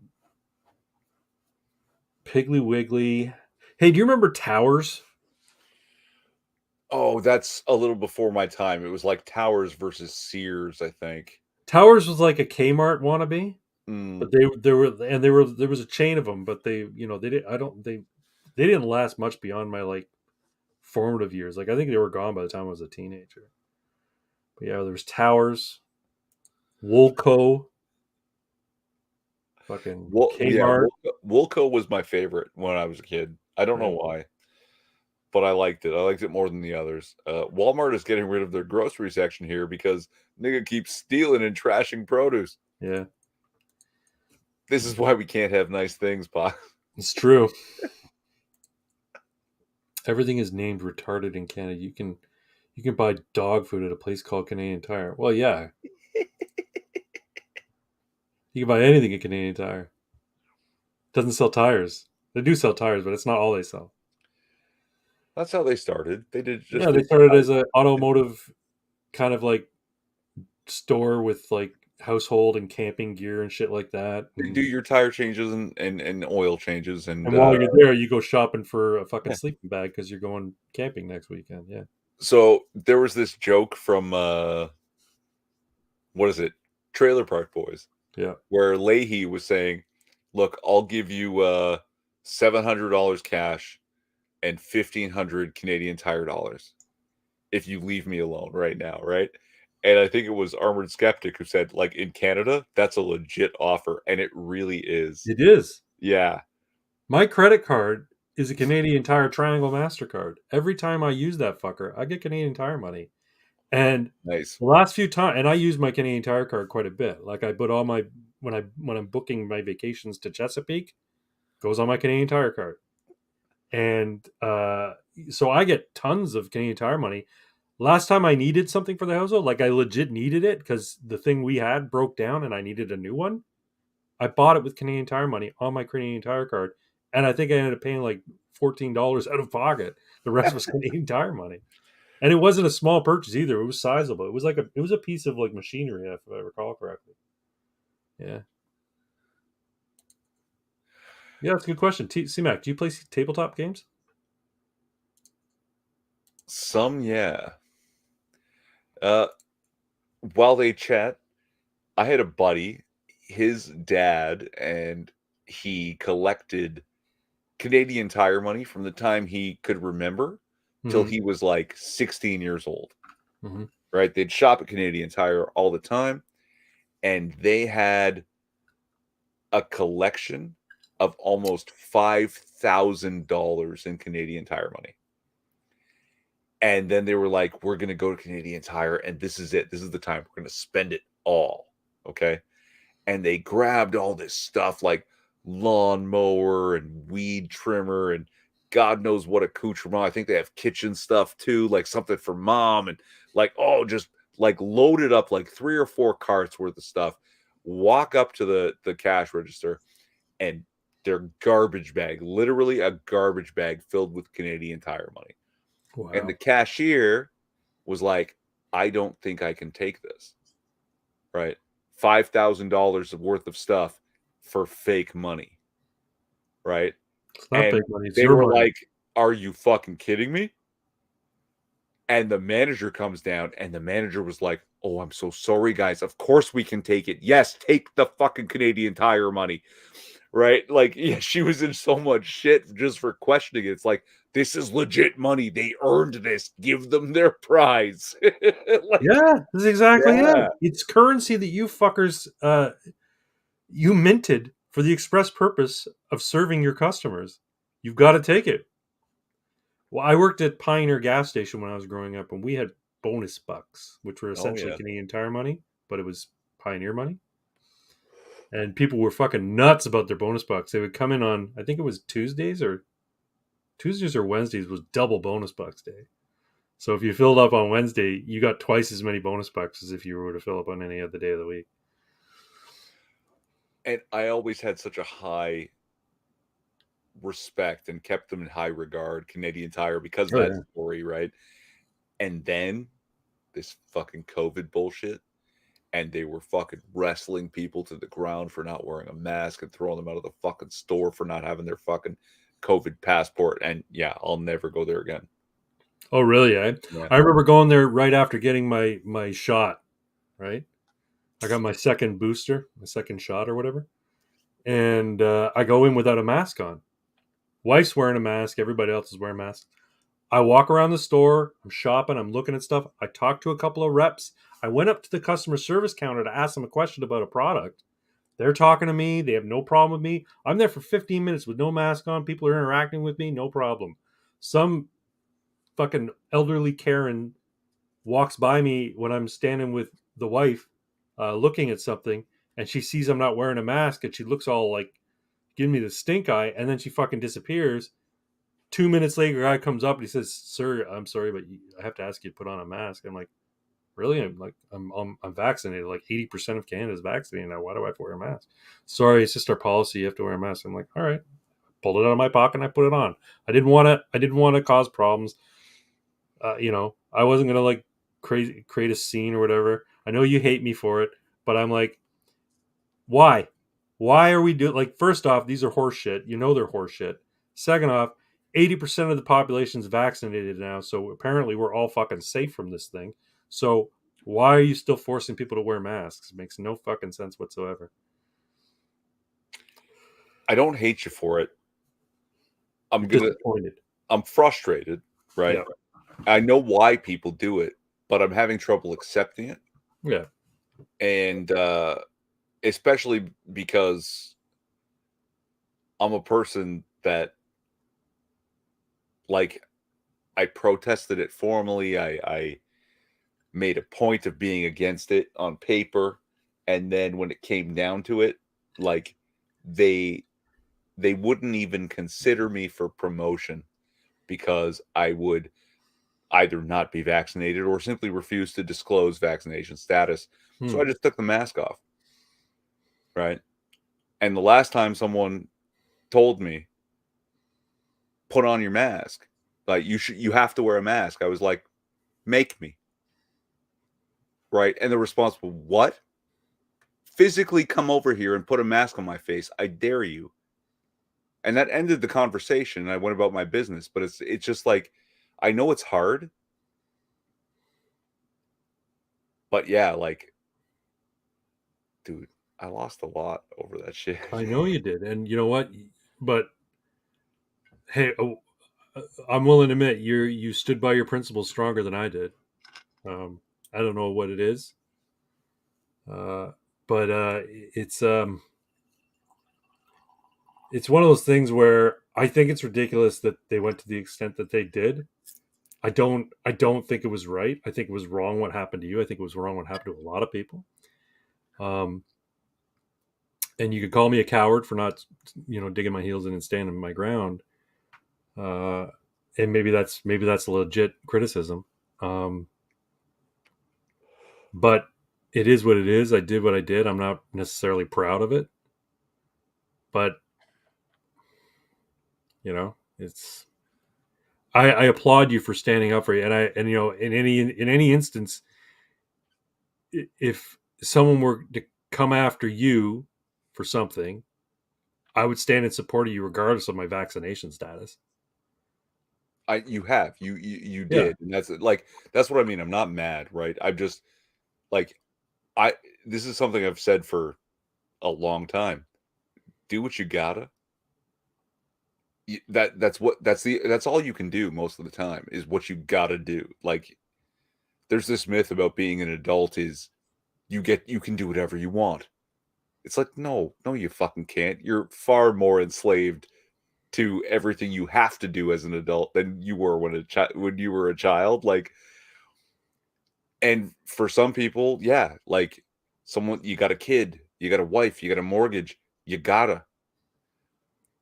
I didn't have all of those things, and maybe I might have done it differently if I did, and that's why I'm like for the first time in my life, I was like, I'm actually glad I don't because I don't want to know what I would have done. Like it because what I got to do Would is you have compromised if your situation had been different? I see what you're see. saying. Yeah. I don't know if I would have like that. I can say I stood by my principles eventually, Yeah. Yeah. Yeah. right?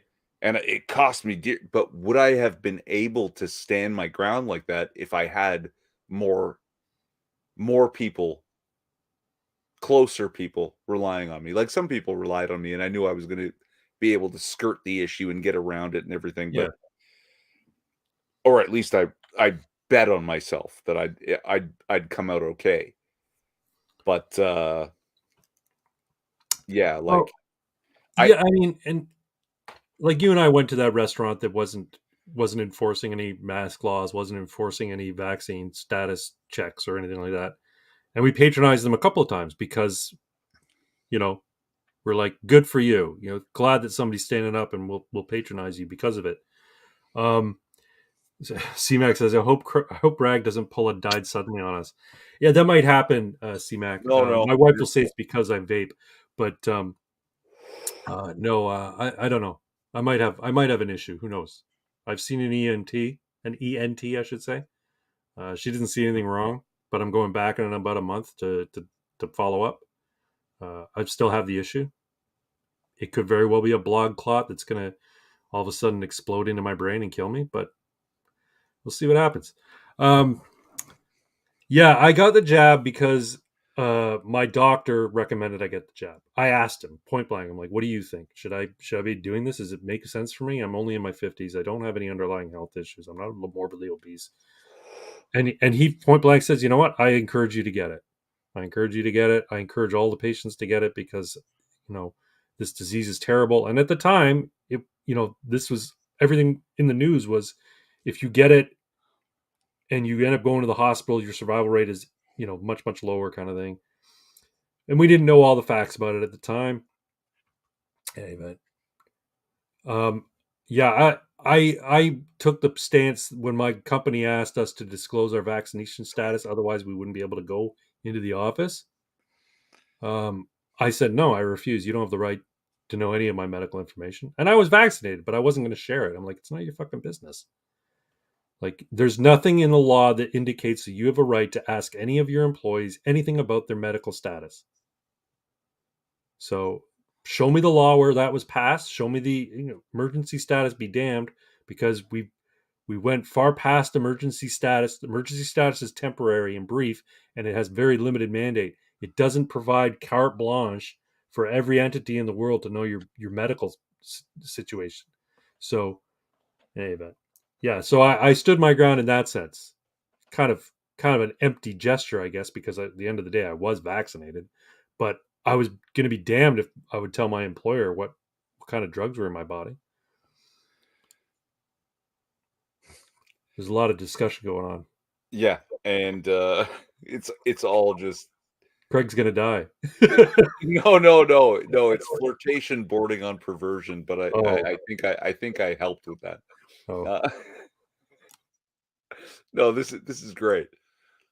No jabs, can't wait to sell my Puron vaccine and be a millionaire.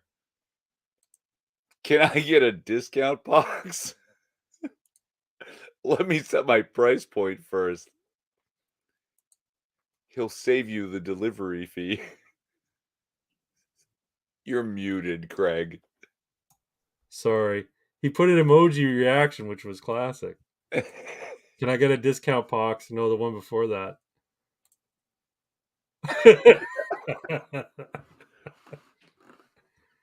The chat just got sexy. Well, you know what I would say. Your Shut up and doctor, take the money. It feels good to be in high demand.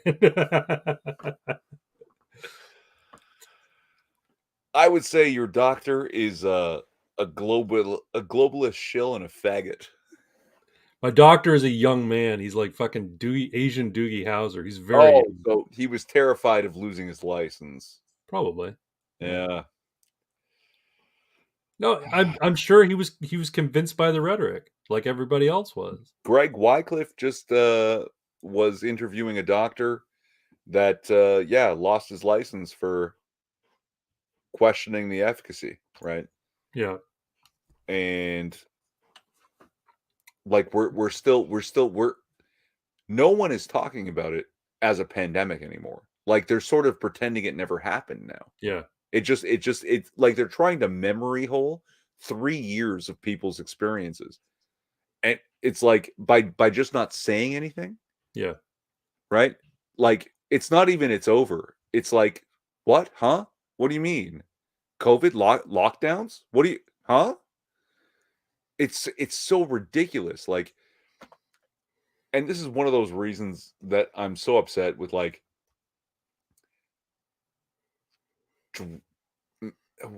minorities. I'm not upset with minorities, but The like Jews. minorities, Jews, fucking like drag queens, like, oh, we're so totally oppressed in society. We have to dance half naked in front of your children and suck baby penises. Wait, hold on. Hold on. Never in the history of this country's existence has anyone been barred from entry to restaurants and bars and movie theaters except me. And people Okay, like and him. that, somehow I'm inherently oppressing every other fucking person when I was by law banned from greater society. Yep. I can't fucking stand it, man. Like the justifications for that kind of discrimination when for the entirety of my life, childhood to adult, discrimination's bad, okay? Except when it isn't, when it suits us. Right? None of them have ever suffered discrimination the way I have. Well, who is the most marginalized and discriminated against minority in the world? Christians. No, the individual. Oh, yeah, okay.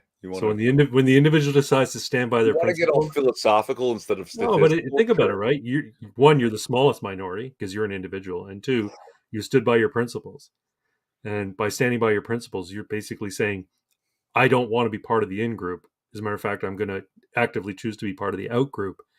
And so you're going to be marginalized. You're going to be discriminated against. I don't want to live on this planet anymore. Or on 4chan, fuck this gay earth. Yeah, fuck this gay earth. No, I look, Oh my god. Oh, you needed a barcode to get into the Human Rights Museum in Winnipeg. just Wow. tattoo it to the inside of my forearm, Yeah, motherfucker. exactly. Yeah, yeah. I'm fucking believable. Vax pass, yeah. Yeah, a QR We code. had the Vax pass It was a everywhere. QR code, yeah. Yeah, it's a QR code you had to have on your phone. Remember, you got I your still dad. needed to go to the United States. I still need to get. Well, actually, I don't need it. I need to affirm that I'm vaccinated to enter the United States. I told you when they gave you the QR code, you have to print it out on a little white circle, get a red armband, and slap the white circle on that armband. Yep. That was the only saving grace was that you could do that. That was why I was like, this can be funny. Let's work with that. You know? Yeah, and then you could walk around vax in like a Hebrew script. That would have been good. Oh man. A Vax Pass. Yeah, so Costin's like me where you know, you know something's wrong with your life when the whole world goes into lockdown and your life doesn't fundamentally change. Yeah. Yes, they actually did have Vax passes at places where they would scan your QR code Yeah.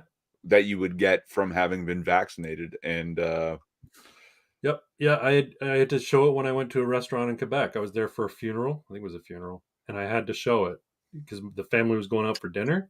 And at first I said to Melina, I'm like, you know what, you guys go ahead. I'm not going to join you for dinner because I can't abide that.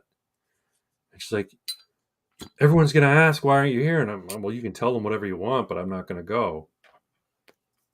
Irving, do you think I caved? did you?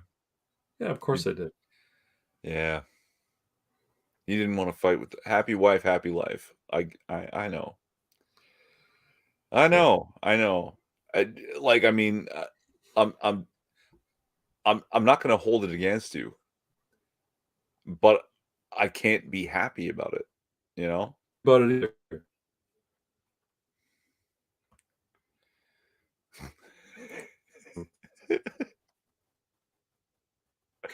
Like, you know what you do? Like, see again, same thing. Get the fucking QR code tattooed on your dick and whip that's where it is, bitch. Like scan it or fuck off. Like so anything. If you have to if you have to, if you absolutely have to, I understand. I understand it happens and I can't be happy about it. But if you did that, I would applaud you getting vaccinated. Like, god damn. Oh, I think you're glitching out a bit. I hope it's you and not me because I'm You disappeared for a second there too. I don't know. uh I Yeah, okay, Costin, you're more principled than me too. Okay, buddy. All right, I get it. I'm a fucking it's worm, and I cave to the pressure. no, sometimes principles are a luxury. I understand that. Well, yeah, But that's why I laugh at vegetarians. sometimes you know, I hate Scientology, but I love Tom Cruise. And I love that movie Oblivion. Well, And I that's hate where pedophiles, but The Usual Suspects is one of my favorite movies. I know, right? Like it's the one Kevin Spacey movie I can't boycott. I know, Um, right? So fucking good. but yeah, Oblivion. That's where I learned the quote. And how can man die better than facing fearful odds for the ashes of his fathers and the temples of his gods? That's a good little piece of poetry there. It's easier when you don't have kids and a wife and all. I get it. I get it. But Well, I I don't have just kids. I have a wife who I care about very much, even though we don't see eye to eye on very much at all. But yeah, it's just it's tough, man, because I'm part of a family that I need to maintain decent relations with. I just do, and so I can either avoid these, uncomfortable conversations with people who I disagree with, which is just about everybody, or I can, become a what's the word? I can become oh fuck, I can't remember the word. I can basically become an outcast in my own family, like and Mariah. maybe I could do it. Maybe I could be an outcast, but I think ultimately I'd end up being very lonely. And I love you, Irving, but I'm not going to marry you. No, I get it. On the other hand, I didn't even know until it was happening. I wasn't allowed in my cousin's house. Yeah, you didn't find out till afterwards, right? I I found out, like, yeah, like I know shit had been wonky and people hadn't always been tightly, incommunicado. But then it was like, oh yeah, no, you can come to the barbecue, but you can't come in the house. Are you fucking kidding me? So I can stay away from you, can sneeze on your food. Sorry, you're glitching out here, or I am. I'm not sure. Uh, but it was just like you're inviting me, but you're putting restrictions on me as a human being, a member of your family. And, and like I just didn't go. I was like, no, I'm just not going. Yeah. I like how I can't accept that. I understand the summertime barbecue's mostly going to be in the backyard, but Well, eventually piss. people If retire. you have to take a piss, you're gonna have to go piss in the bushes. No, no, no. That was the caveat. You can use the bathroom, right? But then you have to be out of the house. Oh, and we lost Craig.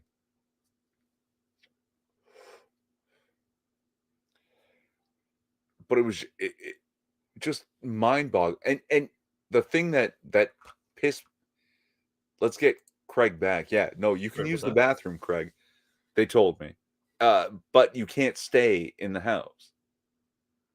And the thing that was mind-boggling to me was this was the cousin with whom I share a birthday with.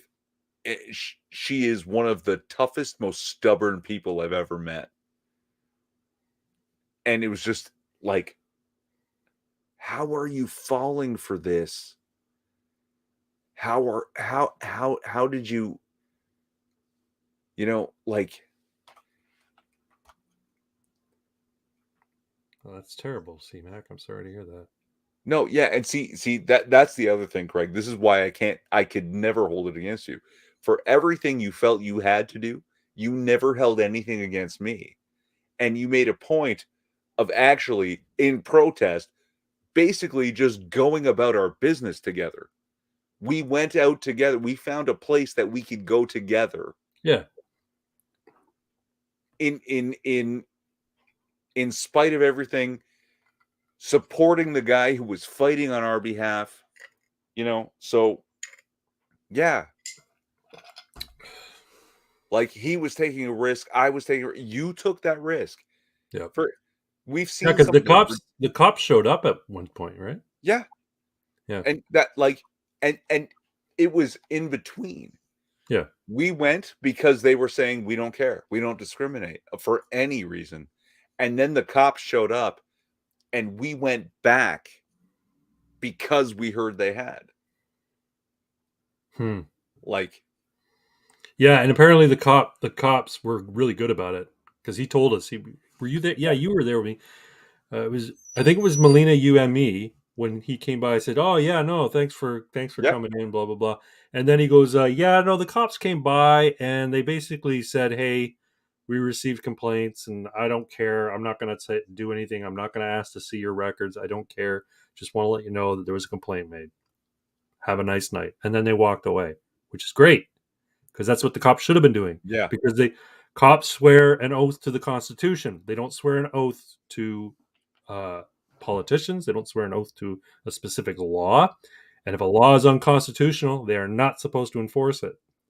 And I don't know if you're trying to cover my ass on this one, but I was basically telling him, thank you for doing this because not a lot of people are. And I like restaurants, businesses aren't letting me in. And I was starting to get choked up. And he was basically like, okay, shut up, quiet. I'm leaving. Bye. Thank you. Thank you. And he just, I don't know if he didn't want Yeah, he to picked upset up me on it. or I was upsetting him or whatever. Like, I don't know what was happening, but like, yeah, that's not a thing that happens to me. I don't get offended. I don't get over emotional. And like the owner's coming around and just doing his rounds, and that's great and love. And like, I was losing my shit. It was a hard time, man. Like, and Yeah, yeah, you were there for me, man. Like, absolutely. yeah, And the food was fucking awesome. so good. It's so good. I Oh know. yeah. That guy made great food. That restaurant was really, really good. Yep. Zucchini Cucina, if anyone's wondering. Yeah, Uh, unfortunately, they ended up closing. it's closed for good now? I don't know. Maybe they reopened, but they had to close for a while just because I think their main chef, quit or found a job somewhere else, and they couldn't refill his position. Yeah. So they basically, for a time, they said, okay, well, until we can find another chef. So maybe they're open again. I'll check and see. But we should go out for we should get out together and go for dinner again one time. Yeah, for sure. The reason we're doing the live stream tonight is because Irving's got plans with some friends he hasn't seen in a while tomorrow night. And I was going to ask you if you wanted to like unpack that a bit. What's your plan? What are you guys doing? No, like it's just with the COVID crazies and travel was restricted, so some out of town people are in town now, and you know, it was just everything lined up, and it was me it's all kids from Catholic schools, right? So Oh, okay. the Friday, the Sunday are sort of written off to religious observances. It's not my specific religious observances, but yeah, that was the deal. And yeah, I realized, holy shit, some of these dudes I haven't seen since before COVID. Like it all blended together. All that Yeah. time was like a blur, and it felt like forever and no time at all at the same time. Yep. It's so fucking weird, man. Yeah, I like it's almost like, people who get abducted by aliens, they lose time. Yeah, That's what the COVID lockdowns felt yeah, like. Like I can't even remember those like it all because I was working from home the entire time. Like the weeks bleed into one another. You know yep. what I mean? I work from home, so through the week, like a 5-day work week shoots by. Like this week was so short because it was only a 4-day work week. And I was like, oh my God, like I felt like yesterday was Monday and like all of a sudden it's Thursday. I'm like, yeah. And that's how the entire like time has been since we started working from home. Well, I felt like yesterday was August and now it's April. Like, and it's Yeah. still not quite leveled out again. Yeah. And that was happening for 2.5 years. Yeah. Uh, I didn't follow the conversation that was going on, but I saw this and I'm like, all right, yeah, no, I'll take it. Urban's gonna get some. There you go. Wrap it up, buddy. Make sure you wrap it up. COVID's not the No, only thing you can catch. I'll take the risk. The same risk I took with COVID. Mr. Happy can't wear a mask. If I'm not gonna wear a mask, Mr. Happy's not gonna wear a There you mask. go. There you go. No masks for anyone. Fuck. Lockdown was awesome. I had a new baby horse I got to go to work with every day. livestock was essential, yeah, I guess it would be. They were talking about playing tabletop games a little bit back, and then someone also mentioned something about strange cancers. Yeah, I think CMAX said 3 of her family members died shortly after getting their 3rd jab, and they all like developed strange cancers in the lipid area, in lipids or something like that. Yeah, I'm a hypochondriac, but I'm convinced I have thyroid cancer. I've got this pain in my throat, and it's been with me for months now. And the ENT didn't see anything when she shoved the scope down my nose, down my throat, but it's still there. She says stop vaping and see if that clears up. So I wasn't vaping for about 2.5 days, and I'm like, it's not changing anything. I still have That's the pain not in my enough. throat, No, and, and it's not the vaping. I'm sure it's not the vaping. I am convinced. I go to bed at night convinced that I'm not going to wake up. your glands are irritated, and it could very well be the vaping, and that could mean you need weeks away from it to feel better. Well, I hope that's all it is. I hope Look, that's all it look, look. You mentioned this like almost a year ago, if I remember correctly. is. It's been months, several, like more than probably 5 months.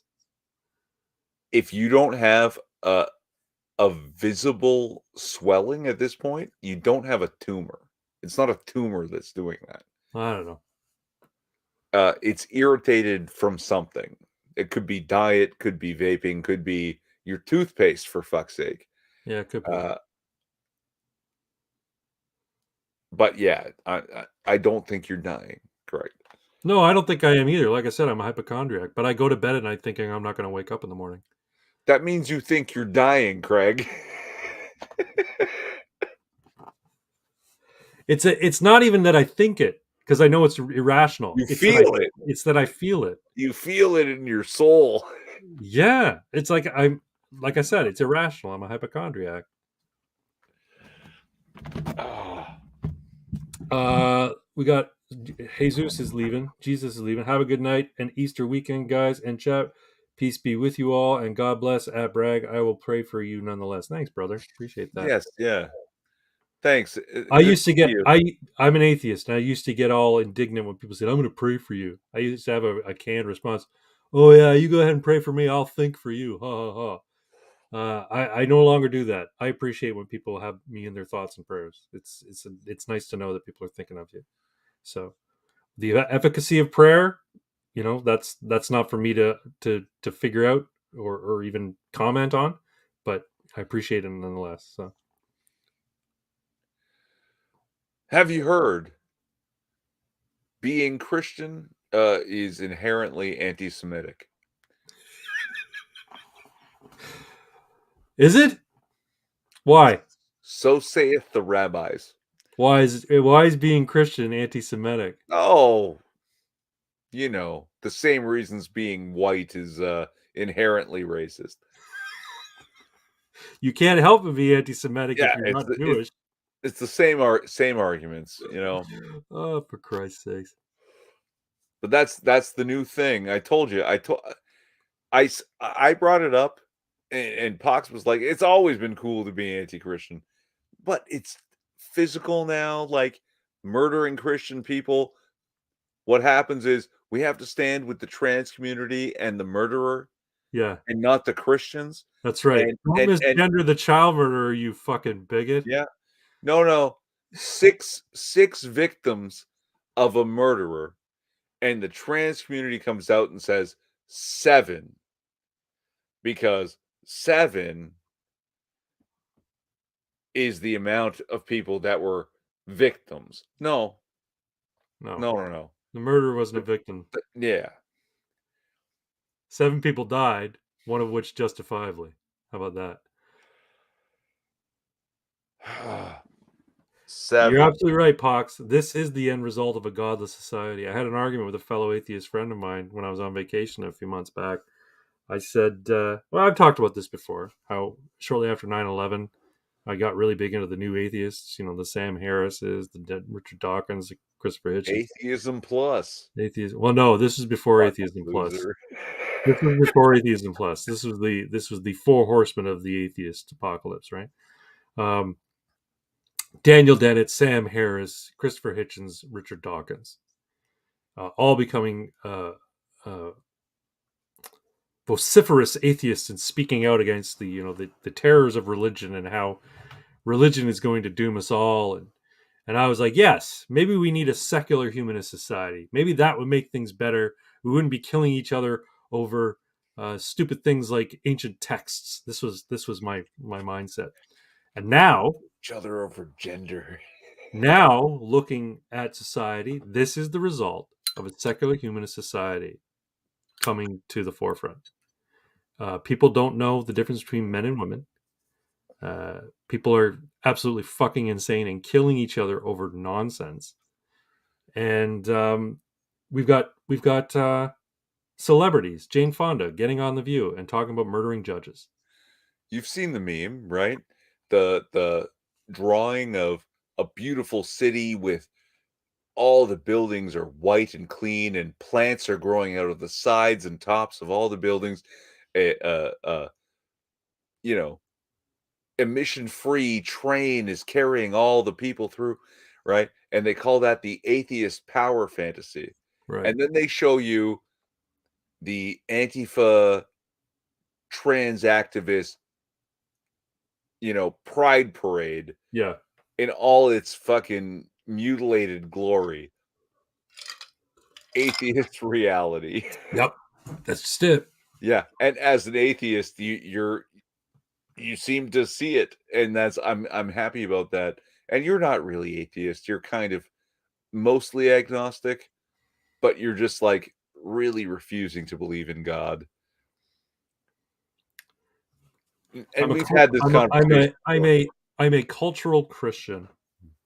I am a what they call a weak atheist or an agnostic atheist, meaning I don't know, but given the lack of evidence, I don't have a belief in a supernatural being that could be attributed to be God. That being said, I take a Jordan Peterson point of view on it that even the mythology, the truth of the mythology, is more true than the truth of reality. How about that? That the mythological substrate that has built our civilization has more value in defining who we are as people and the direction that we go in than the scientific knowledge that we have gleaned. Scientific knowledge is great. I'm not trying to disparage or minimize it. It's absolutely wonderful, and it's lifted so many people up out of poverty and misery. However, it can't substitute the the mythological underpinnings by which we build a society.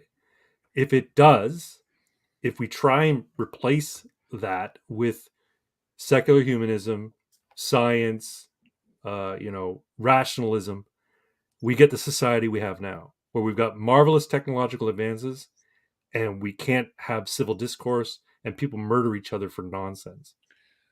That's what happens when you turn your back on the religious foundations that society's built on. That's I've got why I some see the efficacy of it, and that's why I stand in support of it. I've got some weird ideas here, right? Like oh, we yeah, you're right. Science, technology, those are valuable things and they advance us and for the most part do better by us, right? And we do better with it. But this strange idea that there's no spirit, there's no God, no absolute morality, that is a huge drawback. I lost my train of thought. I'll never get back now. Well, I mean, I think it comes down to your interpretation of the words, right? So, for instance, spirit or soul, to the materialist, they'd say, well, that's consciousness. Like, what makes you you is your specific consciousness that is unlike anybody else's consciousness in the world. Um, so that makes you unique. Consciousness to the materialist, is an emergent property of the evolved human brain. And since everybody's evolved human brain has gone through um, different experiences, you've had different experiences, you've had different stimuli, and you have a unique genetic code written into that brain. Your consciousness equates to a soul in the esoteric sense. Does it exist beyond you dying?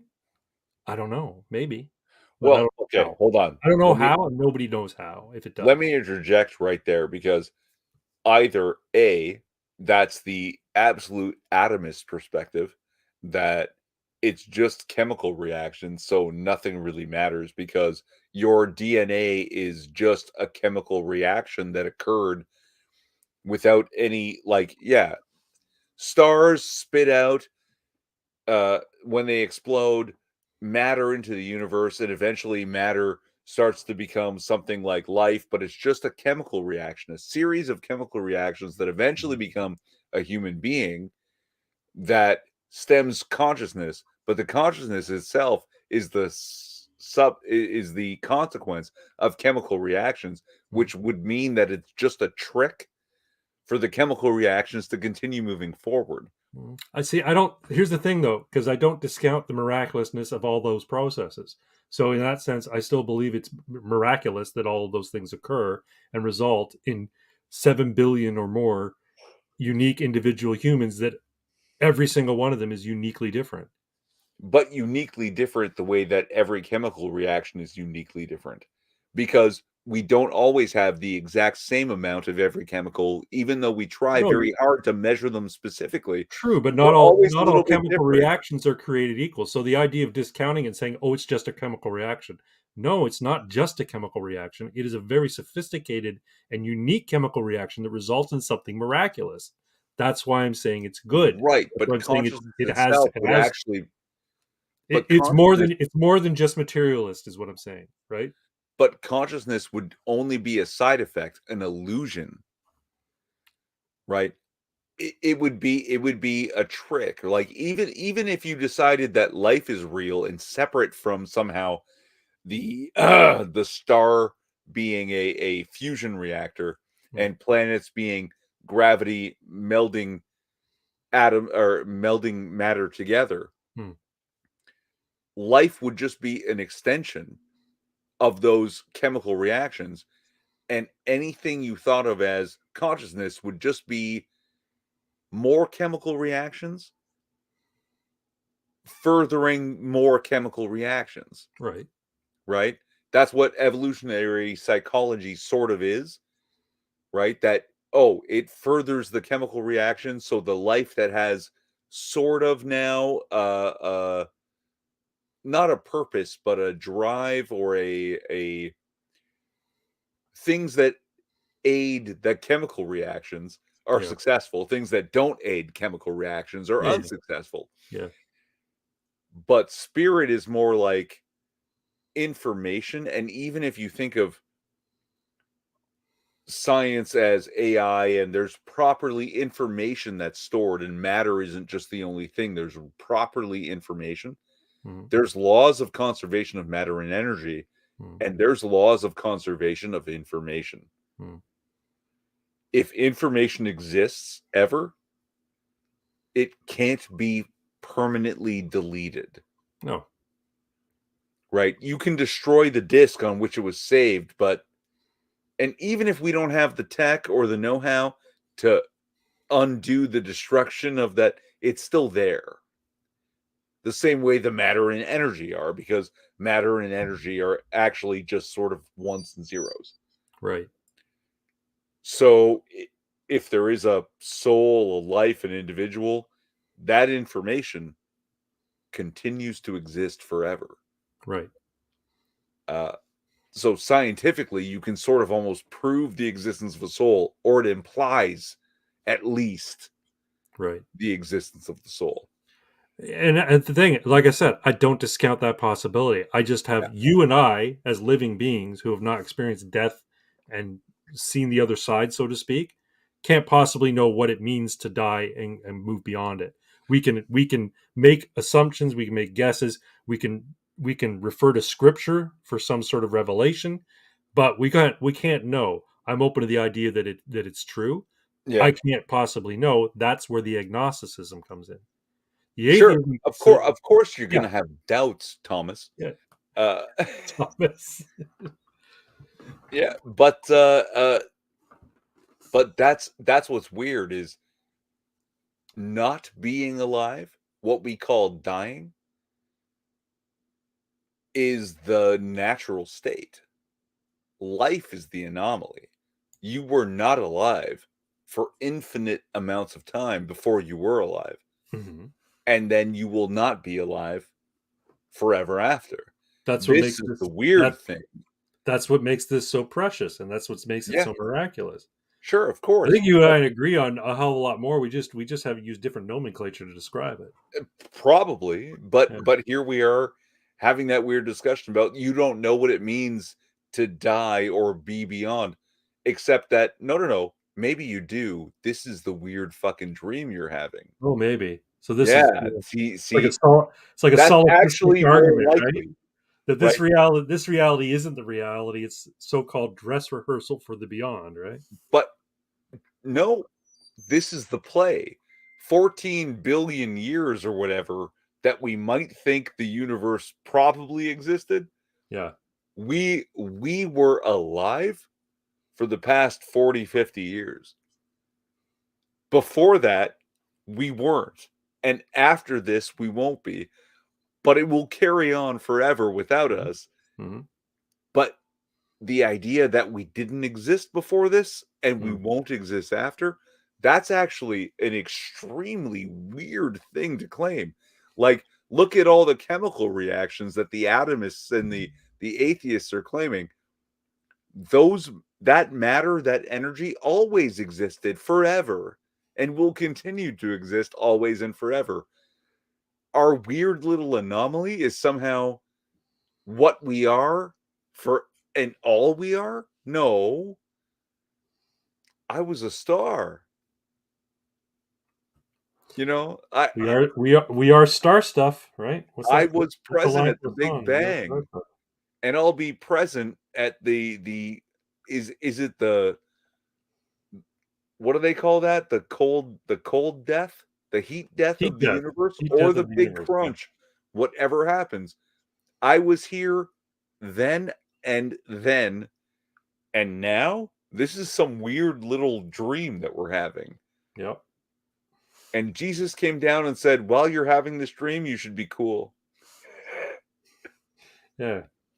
Dude, it's just cable. Pretty much. uh yeah. No, I work for ISP that also deals in cable television services. As a matter of fact, it got started as cable television services. And whenever there's something going on and people are fucking panicking about some sort of technical issue, I always respond with, dude, it's just fucking cable. Relax. Don't sweat the small stuff, and it's all fucking small stuff, okay?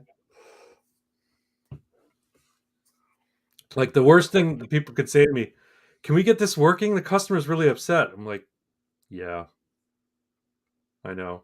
Customers get upset. That's part of this fucking job. Just deal with it. Work on your positioning, as I say. Nature is not wasteful. No, I guess not. Yeah. It can't be, right? Uh, Nature is all of the matter and energy. It always coalesces one way or another, and there's no waste. There's none. Uh,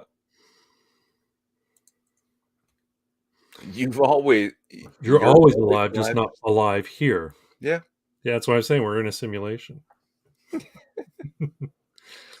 sure, but the simulation is material existence, Yeah. which means the spirit is probably the reality. Immaterial existence? Yeah, maybe. Very well could be. Yeah, no, it's really weird when you start to think about what happens when they're like before the Big Bang. What is there? It doesn't matter. It's undefined. That's basically the physicist answer. Yeah, or you can't But think it of it. You happened. can't think of it as it's the wrong question. Is what a lot of cosmologists would say. There was nothing before the Big Bang. There was like Yeah, everything was part of the universe. And pointing Big Bang is everything in relation to the universe. yeah, It's yeah a singularity. yeah Right, but how long did the singularity exist? But time was undefined, so that's not a good question. right. But Well, it's the also, same question. It's the same question when you ask Genesis, like how long was a day in Genesis, yeah, right? yeah, but what we're saying is time didn't exist or didn't matter, and matter and energy didn't exist or didn't matter, and then they did. Yeah, So that's actually the weird anomaly in the question of eternity. What right. we think of as time and matter and energy and all this transfer of power and information is a strange anomaly in an eternity. We're talking about 14 billion years, and that's nothing in the face of eternity. And then we exist and we have these conversations. And is this meaningful? Is this real?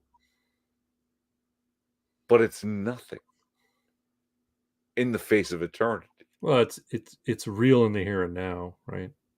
But In the grand scheme of things, none of it matters as would you long as sacrifice your bodily autonomy for your wife? Would I sacrifice my future for my bodily autonomy? None of that really matters no. in the end. The only thing that really matters is that the next Deadpool movie has Wolverine in it.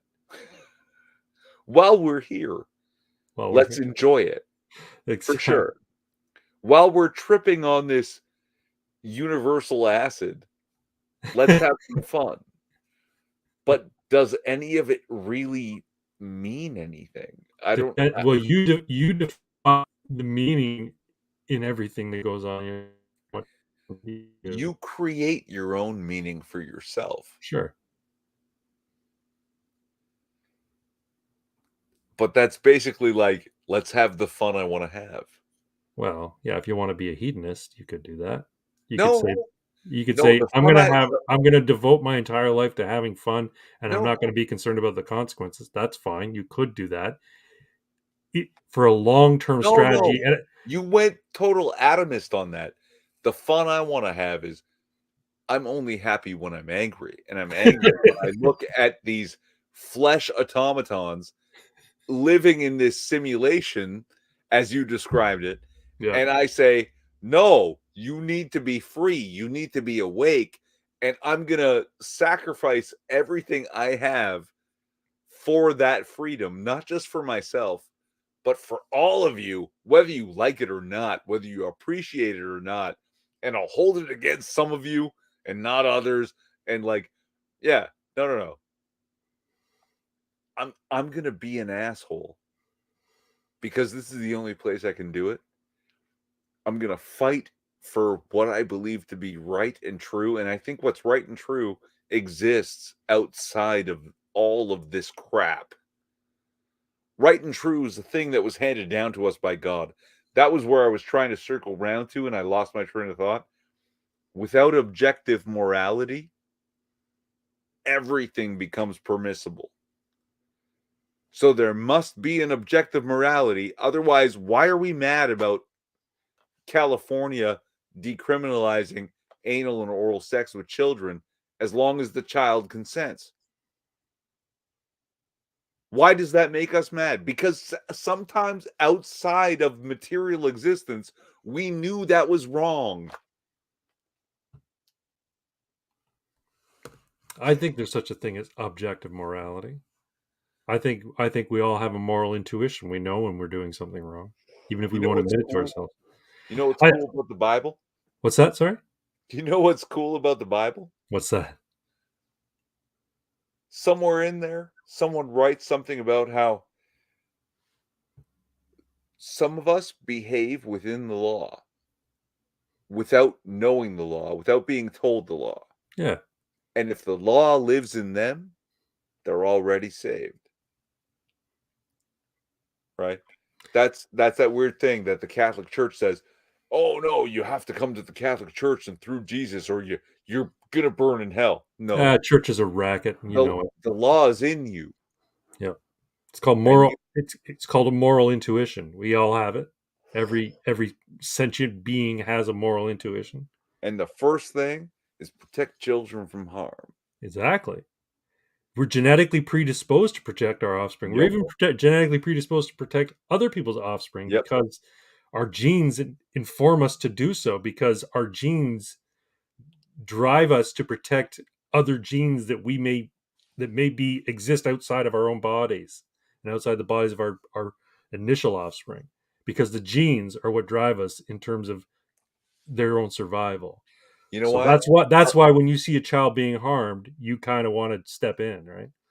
Our Um, cousins, our brothers and sisters, even our neighbors, their children are part of our family, no matter how far extended. mhm, They're part of it, and right, and it's built into most people mhm, that they'll see the neighbor kid. They've never met the parents, but they're down the street, and I don't know, rabid raccoon, yeah, somebody's wild dog yeah, gets loose. They'll charge down. yeah. Because They'll charge down a wild there's a animal. little fucking kid that's in Yeah. danger.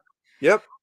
Yep, Some stranger, and they'll because objective morality exists. right.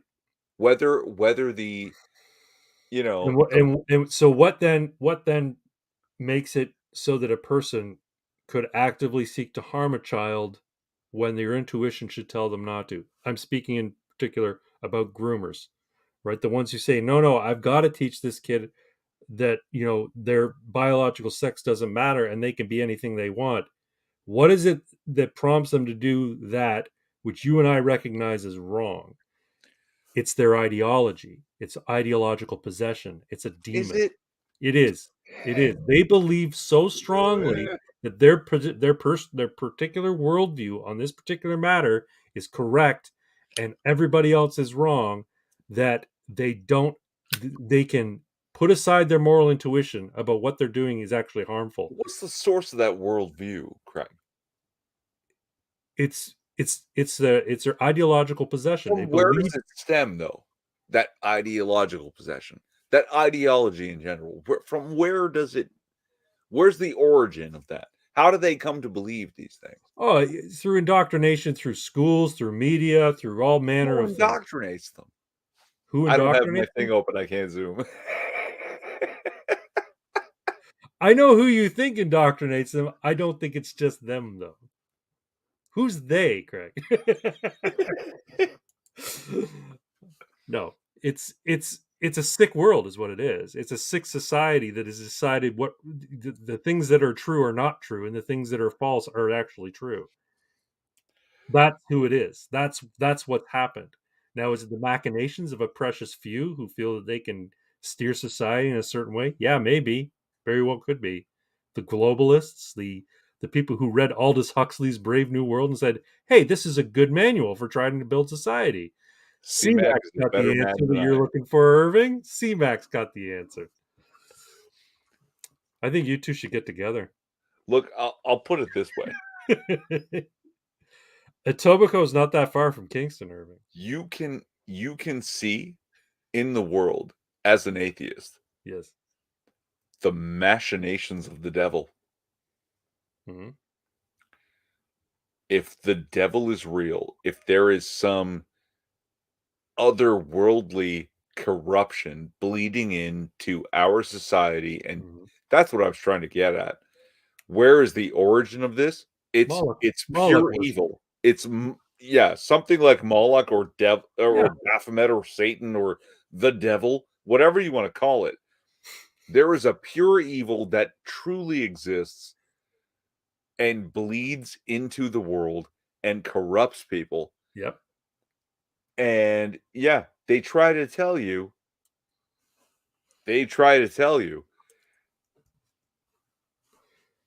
Yeah, it's Moloch worship. morality is malleable, Yeah. and if you want to fuck a kid, yeah, you can do it. Suck the dick, bigot, right?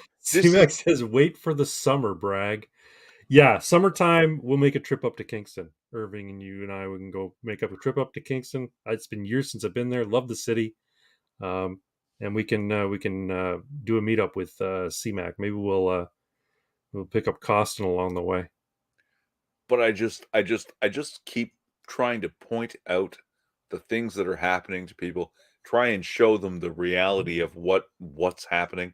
Yeah, And when I can reach some people, they realize there's real evil, and it's not a weakness of mankind, like the way that I might steal to better myself. right. If it's feed my family, that you can try and justify it, but maybe I just want more, and Yeah. that's a human frailty. Hmm. But somebody wants to fuck a kid, that's not human frailty. That's No. pure evil. Real evil exists. It's like it's Hmm. supernatural. It's outside of the atomist perspective. There's no good reason to do it. It's not like you're breeding and evolutionarily moving. You're just raping a kid. Real evil exists. And if that's true, and we know it is true because it's there, it's happening all the time, Hmm. real good must also be true. There must be a real benevolent deity that wants good for us. Well, that's what makes human beings so remarkable, right? Because we are uh, totally corruptible, and we're also capable of you know great enlightenment and very and great goodness. Um, CMAC is being a tour guide for the Kingston Thousand Islands area. She's like, we should come up here. There's camping up here in the summer. There's a zip line place in the Thousand Islands, and demons are real. Look, if demons are real, angels are real.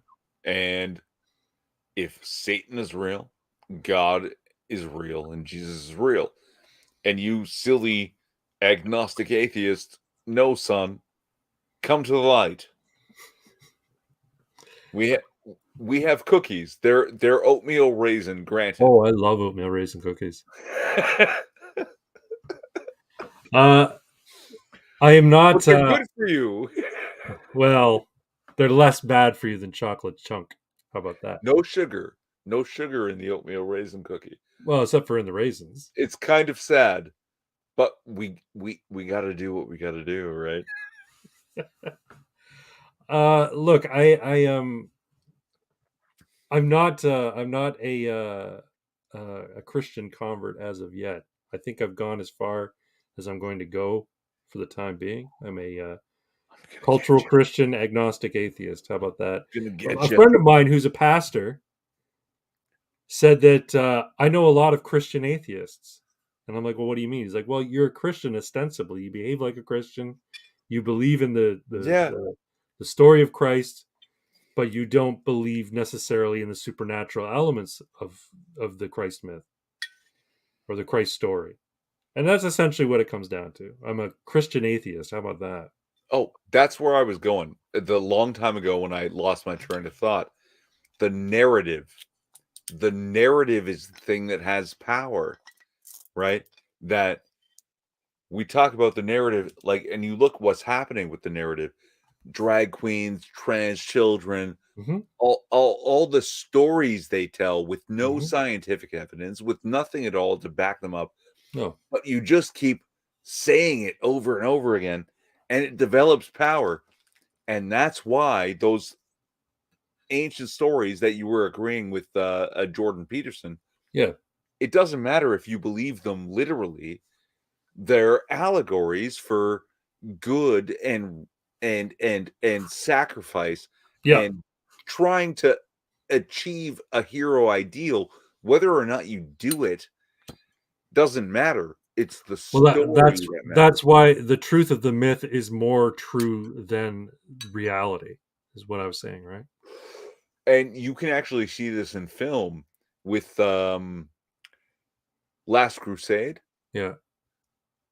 archaeology is the search for fact, not truth. Right.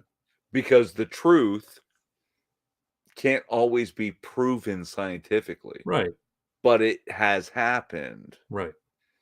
And here we are with these weird truths, with these weird stories, these weird narratives, Mm-hmm. and now that's the only way to get people to believe it. Like the narrative is shifted so weird, what they call the Overton window, Yes. that oh, if you think Leah Thomas isn't a woman and shouldn't compete, then you're a terrible person that deserves violence against you.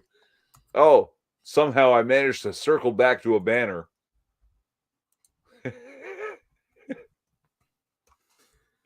You seen this Matt Walsh video? I've not. Recent one? Yeah. He debates a trans EMT, emergency emergency medical technician. Yeah, yeah.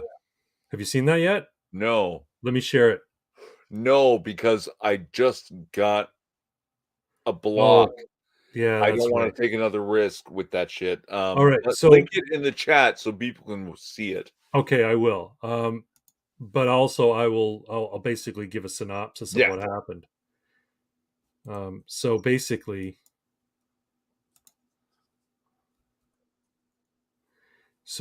what ended up happening was he's at, I think it's a Young Americans for Freedom Foundation or whatever, and he's speaking to a bunch of people. There's trans people in the audience, and one of them says, "I'm an EMT," so like she knows biology. Trans person knows biology, She knows technician bullshit. right? Sorry. So let me just hold on a sec here. Put it in the chat. Um,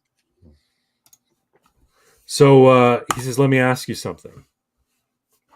You come upon, you're called to like an emergency situation. You come upon somebody who's biologically male, and they say, 'I think I'm having a miscarriage.'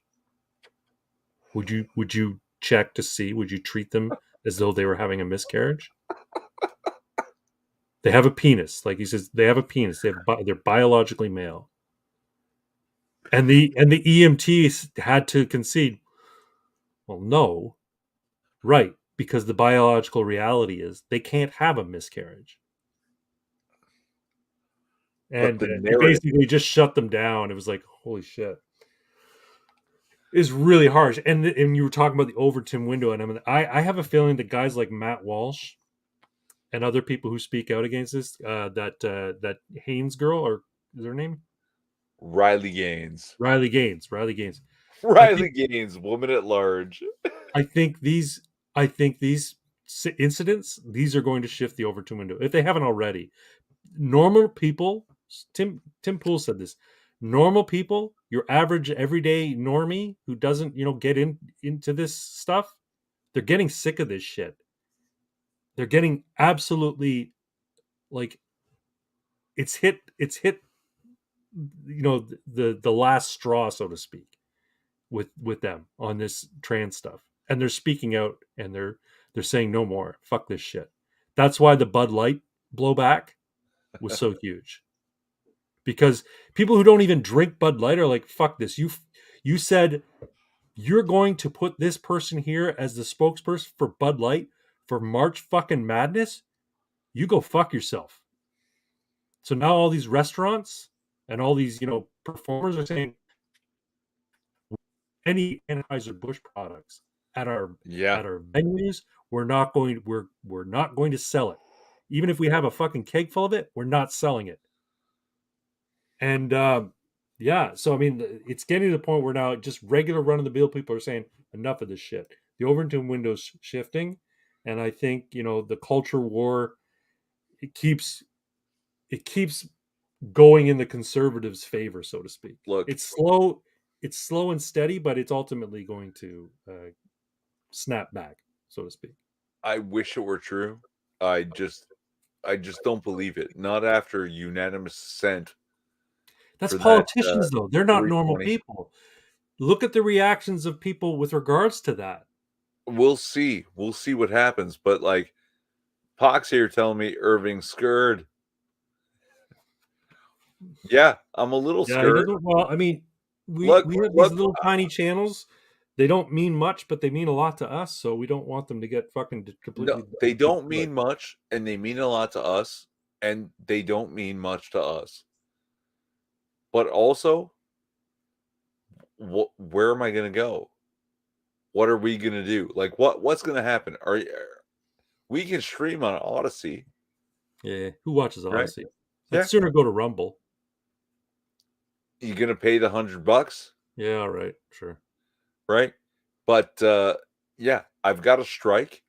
I've got a non-strike for something that's been proven correct, and I can't fight it anymore because it's been solidified in YouTube bullshit. I've got a block worldwide for a stream we did, and we did our best to cut that video up, right? Yeah, And the music that I'm getting a copyright strike, a copyright block at least. yeah, The video itself didn't get that copyright block. Right? So yeah, yeah. Am I scared a little bit? Yeah, for sure. yeah. Pox, What are we it's a gonna hundred. do It's $100 if you want to stream on Rumble. Like I can upload to Rumble all I want. As a matter of until fact, we I hit a do. minimum? But if I want to stream on Rumble, you have to hit a certain threshold in terms of subscribers and viewers, or you pay $100 if you want to stream. And that's a year, right? No, I think it's a month. A month? That's fucking gay. I'm not paying Yeah. $100 a month. If it were No, no. $100 a year, yeah, I'd pay it totally, no problem. $100 is nothing to me. But I'm not going to pay $1,200 a year just to stream. You know, three. You know, $100 to to no, stream to 24 stream times in a on year. Rumble. No, it's not worth it. Uh, Odyssey, I'm not Andy Worski. He's basically all of Odyssey from what I understand. Um, I don't know what the threshold is. Do you know what the threshold is on Rumble to get to the point where you can stream without at a cost? It's similar to YouTube's threshold for monetization. Oh, okay. So like you need like a But yeah, 100,000 views or something like that. yeah, what for so many thousand hours a month, Okay, right? And that's so not many happening anytime minimum, soon. yeah, minimum subscribers and all that. Pain in the balls. Well, maybe if Canada Man's channel, gets off the ground running and starts getting a lot of subs right away, then No, Kid Rock not scared. no, No, he's saying fuck it. he Anheuser went Busch is not going hardcore. to be served at our venue. Like whenever we don't go on tour, not going to be served at our venues. Not going to be served in my restaurant. Nothing. Yeah, good for him.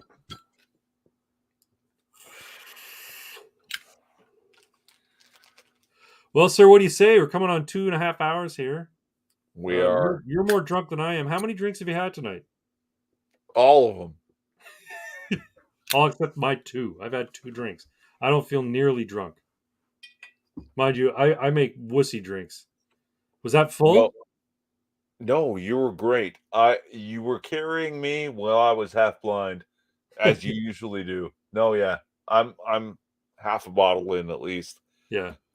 Uh, No, so I thank you for doing that. yeah, absolutely. I'm happy to drink Thanks with to you. all of you for sticking around because I've been sober most of our streams lately, and this is just me letting loose on the one Actually, night that I can. Talks had a pretty good idea. He says, "Bro, just turn on your cameras and do this in Discord chat, record it, and throw it on Rumble until you hit it." Yeah, it's not a bad idea. It's nice to be able to interact directly with the chat as it happens, though. That's a fun part for us. It Well, but really we is. would be in Discord, right? It's just it would be a recast Yeah, but after the fact in Rumble. can we have people jump in and watch while we do that in Discord? Because I actually get a great kick out of it. I know you do too, Hmm. right? Like live, just reacting to what we're reacting to, and Yeah, well, it's he's talking fun. Discord chat. If we do it in Discord chat, then then we can have their chats up there. Our poor livers. Yeah. CMAC, I have never referred to as I've never heard a person Never heard a person referred to it as alive as a liver. I think she's talking about your organ, buddy.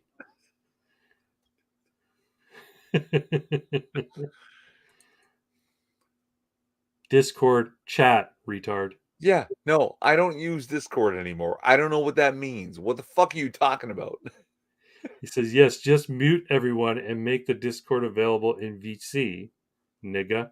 God damn it, I'm a They have don't to all all follow this. me on Discord. Like, how am I? Like, that's the problem with all of this social media shit. Is like, oh, it's just fine. Just go to another social media. Yeah. Hey, everyone that is using YouTube because it's convenient and they've known it for a decade, come download this new app and go through all the process and log in and all that and do all this. Are you going to do all that shit for me?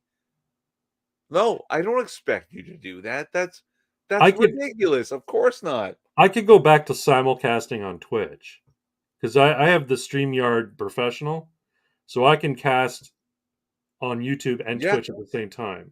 and we got some great interactions on We there. I did, we don't know why did. you stopped. The reason I stopped was because I like the community on YouTube, and I found that when I was doing it on Twitch, their comments seemed to dominate, and I wouldn't see anybody else's chats. No, you know what? It's because Twitch people are interactive. That's true. YouTube people are passive. Well, these guys are pretty Yeah, no, interactive. these guys, we've encouraged them for a long time. We basically like train them to like jump in, let's talk. I want to hear what your opinion. Twitch, they just fucking go out and tell you, right? And we can do both. We can with the Didn't we sharing with didn't we get StreamYard some, sharing both. yeah? Didn't we get some flat earthers on Yep. our Twitch one time? Yeah. That's funny. We'll ignore them in the Yeah, future, yeah. obviously. But Oh, we aren't all stalkers. Yeah, in a way, y'all are, and we love it. Thank you. Thank you for stalking us. We want that. yep. We want that attention. We We want to appreciate you all feel our coming out. lives are a little bit in danger. All right, I'm taking this hat off. My head's getting hot. This hat is wool felt, so it's warm. Oh, If you jump back on Discord long enough for me to show you, I can get people there to watch and probably jump in for calls and shit. Uh, we'll talk about it when I sober up. there you go. Uh, not just the crazies either. Yeah, no, Virtual we Big Bragg want folk. to avoid the crazies. We're actually as crazy and conspiracy theory oriented as I am. I actually prefer to avoid the crazies. I want to be the crazy one. I want someone to talk me down. That's what I'm supposed to do, but I'm getting there too. I'm going a little nuts. A Folks, if you lot of haven't seen my craziness. latest video, it's on my YouTube channel. Uh, it's called Mel Gibson is a Prophet, and I encourage You're you all to watch so it. close.